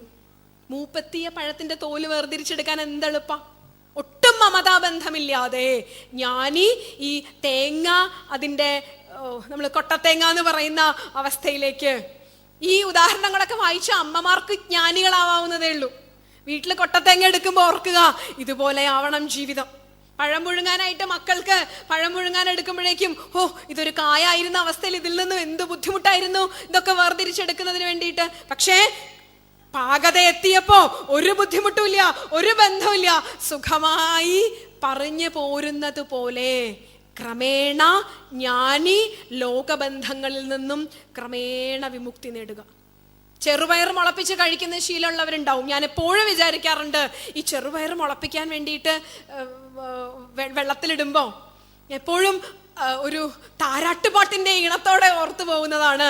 എത്രയോ കാലങ്ങൾ എത്രയോ ദിവസങ്ങൾ നമ്മുടെ പാത്രത്തിനുള്ളിൽ ആരും അറിയാതെ, ആരോടും ഒന്നും മിണ്ടാതെ, ആ തൻ്റെ ചെടിയിൽ നിന്നും വേർപെട്ട് ഇങ്ങെത്തുന്നത് വരെ വ്യാപാരിയുടെ കയ്യിലും നമ്മുടെ അടുക്കളയിലും ഒക്കെ ഒന്നും മിണ്ടാതിരുന്ന ഈ കുഞ്ഞ് ചെറുപയറ് അതിൻ്റെ ജീവിതം ആവിഷ്കരിക്കുന്നതിനുള്ള ഒരല്പം സാധ്യതയെ നമ്മൾ കൊടുത്തുള്ളൂ. ഒരല്പം ജലം ഒന്ന് നനച്ചു കൊടുത്തതേയുള്ളൂ. അതിൻ്റെ ജീവിതാവിഷ്കരണത്തിനുള്ള ഒരല്പം സാധ്യത അതിൽ നാം തൊട്ടുകൊടുത്തപ്പോൾ പിറ്റേ ദിവസം രാവിലെ ഒരു ചെറിയ മുളയുമായി അത് തല ഉയർത്തി നിൽക്കുന്നത് കാണുമ്പോൾ ആലോചിച്ചു നോക്കൂ. ഒരു കുഞ്ഞു മുളയുമായി തന്നെ സ്വയം ആവിഷ്കരിക്കാനുള്ള അനാദിയായ ചോദന ജീവരൂപത്തിൽ ഇത്രയും കാലം നമ്മുടെ അലമാരിക്കുള്ളിൽ മിണ്ടാതിരുന്ന ഈ കുഞ്ഞു ചെറുപയറിൽ ജീവനായി ഉണ്ടായിരുന്നു. ആ കൊച്ചു ജീവനെ കാണുമ്പോൾ നന്നായി ഒരു ഓമനത്തിങ്കൾ കിടാവോ പാടാൻ തോന്നും. കാരണം അതിനുള്ളിൽ ജീവനായി നിലനിന്നിരുന്ന ചൈതന്യത്തിന് ആവിഷ്കരിക്കാൻ ഒരു സാധ്യത നാം ഒരുക്കി കൊടുത്തപ്പോ, ഇതാ ഞാനിവിടെയുണ്ട്, ജീവരൂപേണ നിന്റെ ഉള്ളിൽ ഞാനുണ്ടായിരുന്നു ഇത്രയും കാലം, ശക്തി രൂപേണ നിന്റെ ഉള്ളിൽ ഞാൻ ഉണ്ടായിരുന്നു ഇത്രയും കാലം. നമ്മുടെ അമ്മമാർക്ക് ആത്മജ്ഞാനത്തിലേക്ക് എത്താൻ ശാസ്ത്രമോ വലിയ തത്വങ്ങളോ പ്രവചനങ്ങളോ ഒന്നുമല്ല. അതിനപ്പുറത്ത് ഈ കൊട്ടത്തേങ്ങ എടുക്കുമ്പോൾ ഓരോ ദിവസവും ഓർക്കുക, എത്ര ബന്ധമായിരുന്നു എനിക്ക് കുടുംബവുമായിട്ട്, എത്ര ബന്ധമായിരുന്നു എനിക്ക് ജീവിതവുമായിട്ടും സുഖ സന്തോഷങ്ങളുമായിട്ടും. പക്ഷേ പക്വതയിലൂടെ ക്രമേണ ആ ബന്ധത്തെ പൂർണ്ണമായും ഇല്ലാതാക്കാൻ സാധിക്കുന്നത് പോലെ ഇവിടെ ഹംസരൂപിയായ ഭഗവാൻ പിന്നീടുള്ള ഉപദേശങ്ങളിൽ പറയുന്നു, ഇന്ദ്രിയങ്ങളിൽ നിന്നും മനസ്സിൻ്റെ പ്രവൃത്തികളിൽ നിന്നും ക്രമേണ തൻ്റെ ഭഗവത് സ്മരണ കൊണ്ട് ജ്ഞാനി വിടുതൽ നേടണമെന്ന്. പക്ഷേ ഹംസഗീതയുടെ ഈ ജ്ഞാനോപദേശം നൽകുമ്പോഴും ഹംസഗീതയുടെ ആത്യന്തികമായ തത്വം ഭഗവത് ഭക്തിയിലൂടെ, ശ്രീമദ് ഭാഗവതം ഭാരതത്തിൻ്റെ ദാർശനിക ലോകത്തിന് നൽകിയ ഏറ്റവും വലിയ സംഭാവന അതാണ്. അത്യായാസകരാണി കർമ്മപടലാന്യാചര്യ നിർയന്മല ബോധേ ഭക്തിപഥേ അഥവാപ്യുചിതഥാം ആയാന്തി കിം താവത ക്ലിഷ്ട്വാ തർക്കപഥേ എന്ന് മേൽപ്പത്തൂർ പറഞ്ഞതുപോലെ ശ്രീമദ് ഭാഗവതം ഭാരതത്തിന്റെ ദാർശനിക ലോകത്തിന് നൽകിയ ഏറ്റവും വലിയ സംഭാവന വലിയ അത്യായാസകരങ്ങളായ കർമ്മജ്ഞാന തർക്കപഥങ്ങളെയൊക്കെ ഭഗവത് ഭക്തന് ഏറ്റവും ഭംഗിയായി മറികടക്കാൻ സാധിക്കും എന്ന ഉപദേശത്തിലൂടെയായിരുന്നു. അതുകൊണ്ട് തന്നെ പരമമായ താത്വിക തലത്തിൽ നിന്നുകൊണ്ട് ഭഗവാനെ നാം തിരിച്ചറിയുമ്പോഴും ഈ പ്രപഞ്ചം മുഴുവൻ നിറഞ്ഞു നിൽക്കുന്ന ഭഗവത് ചൈതന്യം ഈ കുഞ്ഞു ചെറുപയർ മണിക്കുള്ളിലും ജീവനായി നിലനിൽക്കുന്നു എന്ന് തിരിച്ചറിയുമ്പോഴും അതിൽ നിന്നും ഒട്ടും വ്യത്യസ്തമല്ല എൻ്റെ ഉള്ളിലും നിലനിൽക്കുന്നത് എന്ന് തിരിച്ചറിയുമ്പോഴും പ്രപഞ്ചത്തിലെ സമസ്ത ചരാചരങ്ങളോടും സ്നേഹവും കാരുണ്യവും ആദരവും തൻ്റെ തന്ന ഭാവവും ഭക്തൻ വളർത്തിയെടുക്കുമ്പോഴും ഭഗവത് ഭക്തിയിലൂടെ ഭഗവാനോടുള്ള സമർപ്പണത്തിലൂടെ വളരെ വേഗം ഈ സംസാരബന്ധത്തിൽ നിന്നും മോചനം നേടാൻ സാധിക്കും എന്ന് ഭക്തൻ തിരിച്ചറിയുന്നു എന്നതാണ്. ഈ ഒരു ഹംസഗീതയിലൂടെയുള്ള ഈ അവസാന ഭാഗത്ത് ഈ ജാഗ്രത് സ്വപ്ന സുഷുപ്തി അവസ്ഥകളിൽ നിന്നും അത് ബുദ്ധിധർമ്മങ്ങളാണെന്നും അത് അതിനോട് ചേർന്നിരിക്കുന്ന ആത്മധർമ്മമായി നാം തെറ്റിദ്ധരിക്കുന്നത് മൂലമാണ് അനാദിയായ മായാബന്ധം നമുക്കുണ്ടാകുന്നതെന്നും അതിൽ നിന്നും വിടുതൽ നേടുന്നതിനുള്ള ശ്രമം ഭഗവാനിലുള്ള ചഞ്ചലമായ ഭക്തിയോടെ ഭക്തൻ അനുഷ്ഠിക്കുന്ന അനുഷ്ഠാനങ്ങളിലൂടെ ഉണ്ടാകുമെന്നും പറയുന്നു. ഹംസഗീത എന്ന ഭാഗവത ഹൃദയ ഭാഗത്തിലൂടെ നാം കടന്നു പോകുമ്പോൾ വാസ്തവത്തിൽ ശ്രീമദ് ഭാഗവതത്തെ നോക്കിക്കാണുന്നതിനുള്ള ധന്യമായ ഒരു ഉൾക്കാഴ്ചയാണ് ഭഗവാൻ നമുക്കിതിലൂടെ തരുന്നത്. കാരണം ഈ ലോക ബന്ധങ്ങളിൽ മുഴുവൻ പെട്ടിട്ട് അതിലൊക്കെ നിത്യസാന്നിധ്യമായ ഭഗവത് സാന്നിധ്യത്തെ അറിയാതെ അതിലൊക്കെ അഹം മമത്വങ്ങൾ കണ്ടുകൊണ്ട് അതിൽ നിന്ന് ഇഷ്ടമുള്ളത് കിട്ടുമ്പോൾ നമുക്ക് സന്തോഷമാവും, അത് ഇഷ്ടമല്ലാത്തതാവുമ്പോൾ നമുക്ക് ദുഃഖമാവും. നാം ആലോചിച്ച് നോക്കൂ, നമുക്ക് ഏറ്റവും കൂടുതൽ ദുഃഖം തരുന്നത് നമുക്ക് ഏറ്റവും കൂടുതൽ ഇഷ്ടപ്പെട്ട ആളുകൾ തന്നെയാണ്. ഇഷ്ടം കൂടുന്നതിനനുസരിച്ച്, ബന്ധം കൂടുന്നതിനനുസരിച്ച്, അടുപ്പം കൂടുന്നതിനനുസരിച്ച്, ഇപ്പൊ നമുക്കൊരു പരിചയമില്ല ഇഷ്ടമില്ലാത്ത ഒരാള് എന്തെങ്കിലുമൊക്കെ ചെയ്താൽ നമുക്കത് ഒരു പ്രശ്നവുമല്ല. നമ്മൾ നിത്യേന പുസ്തകങ്ങളിൽ വായിക്കുന്നുണ്ട്, അയാൾ അയാളുടെ കൂടെ പോയി, ഈ കുട്ടി ആ കുട്ടിയുടെ കൂടെ പോയി, അവര് ഇന്നാളെ വിഷമിപ്പിച്ചു, ഇന്നാളെ കൊന്നു എന്നൊക്കെ നമ്മൾ വായിക്കുന്നുണ്ട്. നമുക്കതൊന്നും ഒരു പ്രശ്നമേ തോന്നാറില്ല. പക്ഷെ എൻ്റെ കുട്ടി, എൻ്റെ ഭർത്താവ്, എൻ്റെ മക്കൾ, എൻ്റെ അച്ഛൻ, എൻ്റെ സുഹൃത്ത്, ഇത് നമ്മെ വല്ലാതെ ബന്ധപ്പെടുത്തുന്നു, ഇത് നമ്മളെ വല്ലാതെ ബുദ്ധിമുട്ടിക്കുന്നു. അപ്പോൾ അടുപ്പം കൂടുന്നതിനനുസരിച്ച് അകലവും ഓരോ ദിവസവും കൂടിക്കൊണ്ടിരിക്കുകയാണ്. നമുക്ക് ആരോടൊക്കെ അടുപ്പം കൂടുന്നോ സ്വാഭാവികമായി മനസ്സിൽ കുറിച്ചിടുക അകലങ്ങൾ. അടുപ്പം കൂടുന്നതിനനുസരിച്ച് അയാളിൽ നിന്നും നമുക്കുണ്ടാവുന്ന ദുരനുഭവങ്ങളുടെ വേദനയുടെ കാഠിന്യവുമാണ് കൂടിക്കൊണ്ടിരിക്കുന്നത്. ഓരോ ദിവസവും നമ്മളോട് അടുത്തടുത്ത ആളുകൾ വരുമ്പോ, കൂടുതൽ കൂടുതൽ ബന്ധങ്ങൾ ദൃഢമാവുമ്പോൾ നാം ഉറപ്പിക്കുക, ഭഗവാനെ, ഈ ബന്ധത്തിൽ നിന്നും ആത്യന്തികമായ സന്തോഷം എനിക്ക് കിട്ടില്ല, ഇതകന്നാൽ എനിക്കത് ഏറ്റവും വലിയ ദുഃഖമായിരിക്കും, ഇത് നിലനിന്നാൽ എന്നെങ്കിലും നഷ്ടപ്പെടുമോ എന്ന ദുഃഖമായിരിക്കും. അതുകൊണ്ട് തന്നെ ഭാഗവത ധർമാചരണത്തിന്റെ ഭാഗമായി നമുക്ക് എല്ലാവരോടുമുള്ള ബന്ധത്തെ ധർമാചരണത്തിന്റെ ഭാഗമാക്കാം. ബന്ധം വേണ്ടെന്നല്ല പറയുന്നത്, പുത്രനോടുള്ള ബന്ധം, അവനോടുള്ള ധർമാചരണമാണ് എൻ്റെ. അവനോട് സ്നേഹമല്ല എനിക്കുള്ളത്, പുത്രനോടുള്ള മാതൃധർമ്മം. അതാചരിച്ചാൽ അവൻ എന്നെ ഒന്ന് വിഷമിപ്പിച്ചാൽ അതെനിക്ക് വിഷമമായിട്ട് തോന്നില്ല. അവന്റെ കർമ്മം അവൻ അനുഭവിക്കുക തന്നെ ചെയ്യും. വേറൊരു കുട്ടിക്ക് സമ്മാനം കിട്ടുമ്പോൾ എനിക്ക് വിഷമാവില്ല, കാരണം എൻ്റെ പുത്രനോടുള്ള ധർമാചരണം, എൻ്റെ പതിയോടുള്ള ധർമാചരണം, എൻ്റെ സുഹൃത്തിനോടുള്ള ധർമാചരണമാണ് അറ്റാച്ച്മെന്റിനേക്കാൾ നല്ല ജീവിതം. അതുകൊണ്ട് തന്നെ ഭാഗവത ഹൃദയത്തിലൂടെ നാം കടന്നുപോയിക്കൊണ്ടിരിക്കുമ്പോൾ ഭക്തന്റെ സ്വധർമാചരണത്തിലൂടെ നമുക്ക് ഭാഗവതോത്തമനായി മാറാം. സ്വധർമ്മത്തിലൂടെ ഭഗവത് ധർമ്മമാണ് ആചരിക്കപ്പെടുന്നത്. ഭഗവാന്റെ ധർമാചരണത്തിനുള്ള ഭാഗവത ധർമ്മം ലോകത്ത് നടപ്പാക്കുന്നതിനുള്ള ഉപാധികളാണ് നാം ഓരോരുത്തരും എന്ന അഭിമാനത്തോടെ നമുക്ക് കർമ്മമേഖലകളിൽ കൂടുതൽ ശക്തിയോടെയും ആർജവത്തോടെയും പ്രവർത്തിക്കാം. നടക്കാൻ പോകുന്ന ഒരു മഹാസംഭവത്തിന് കൊച്ചുകുട്ടികളുടെ മനസ്സിലേക്ക്, കുട്ടികളുടെ മനസ്സിൽ നാം അവർ സ്കൂളിൽ ചേരുമ്പോൾ തന്നെ, അവർ ജനിക്കുമ്പോൾ തന്നെ, സ്കൂളിൽ ചേരുമ്പോഴല്ല, ജനിക്കുമ്പോഴേ നമുക്ക് നഗരങ്ങളിലൊക്കെ ജീവിക്കുന്നവർക്കറിയാം, ലക്ഷങ്ങൾ കൊടുത്തിട്ട് വേണം LKG പോലും അഡ്മിഷൻ മേടിക്കുവാൻ. ലക്ഷങ്ങൾ കൊടുത്ത് LKG അഡ്മിഷൻ മേടിക്കുന്ന അച്ഛനും അമ്മയും കുട്ടി ജനിക്കുമ്പോഴേ അവരുടെ ജീവിതം സുരക്ഷിതമാക്കുവാൻ ബാങ്കുകളിൽ ലക്ഷങ്ങൾ ഡെപ്പോസിറ്റ് ചെയ്യുന്ന നമ്മുടെ തലമുറയിലുള്ളവർ, ഇവിടെ നടക്കാൻ പോകുന്ന മഹത്തായ കർമ്മം, ഈ 1000 കുട്ടികളുണ്ടെങ്കിൽ ഈ 1000 പേരുടെയും മനസ്സിലേക്ക് സംസ്കാരത്തിന്റെ സ്ഥിര നിക്ഷേപങ്ങൾ നിക്ഷേപിക്കുകയാണ്. അവനെ വീര്യവാനാക്കുവാൻ, അവനെ ആർജവത്തോടെ ജീവിക്കുവാൻ, അവനെ അഭിമാനത്തോടെ ജീവിക്കുവാനുള്ള സംസ്കാരത്തിന്റെ സ്ഥിര നിക്ഷേപങ്ങൾ നാം ഇട്ടുകൊടുക്കുന്നു. ഇന്നിവന്റെ ഉള്ളിൽ ചിരപ്രതിഷ്ഠിതമായ ഈ വിഷ്ണു സഹസ്രനാമം, ഒരു പക്ഷേ അവൻ നാളെ വലിയ ഡോക്ടറോ എഞ്ചിനീയറോ സാഹിത്യകാരനോ അധ്യാപകനോ ശാസ്ത്രജ്ഞനോ അമേരിക്കയിലോ നാസയിലോ വലിയ വലിയ ഉദ്യോഗങ്ങൾ വഹിക്കുമ്പോൾ, വലിയ വലിയ കർമ്മമേഖലകളിൽ അവൻ എത്തി നിൽക്കുമ്പോൾ, അവൻ്റെ ഉള്ളിൽ ഇന്ന് ഇവിടെ വച്ച് മഹാത്മാവായ ആചാര്യന്മാരുടെ സാന്നിധ്യത്തിൽ അവൻ്റെ ഉള്ളിലുണ്ടായ സാംസ്കാരികതയുടെ സ്ഥിര നിക്ഷേപം അവനെ ശക്തമായ ജീവിതം നയിക്കാൻ പ്രേരിപ്പിക്കുമെന്നതിൽ സംശയമില്ല. ആ മഹത്തായ കർമ്മത്തിന്, ഭഗവത് ധർമാചരണത്തിന് നമുക്കൊക്കെ ഭാഗഭാക്കുകളാവാൻ സാധിച്ചതിൽ ഏറ്റവും സന്തോഷമുണ്ട്.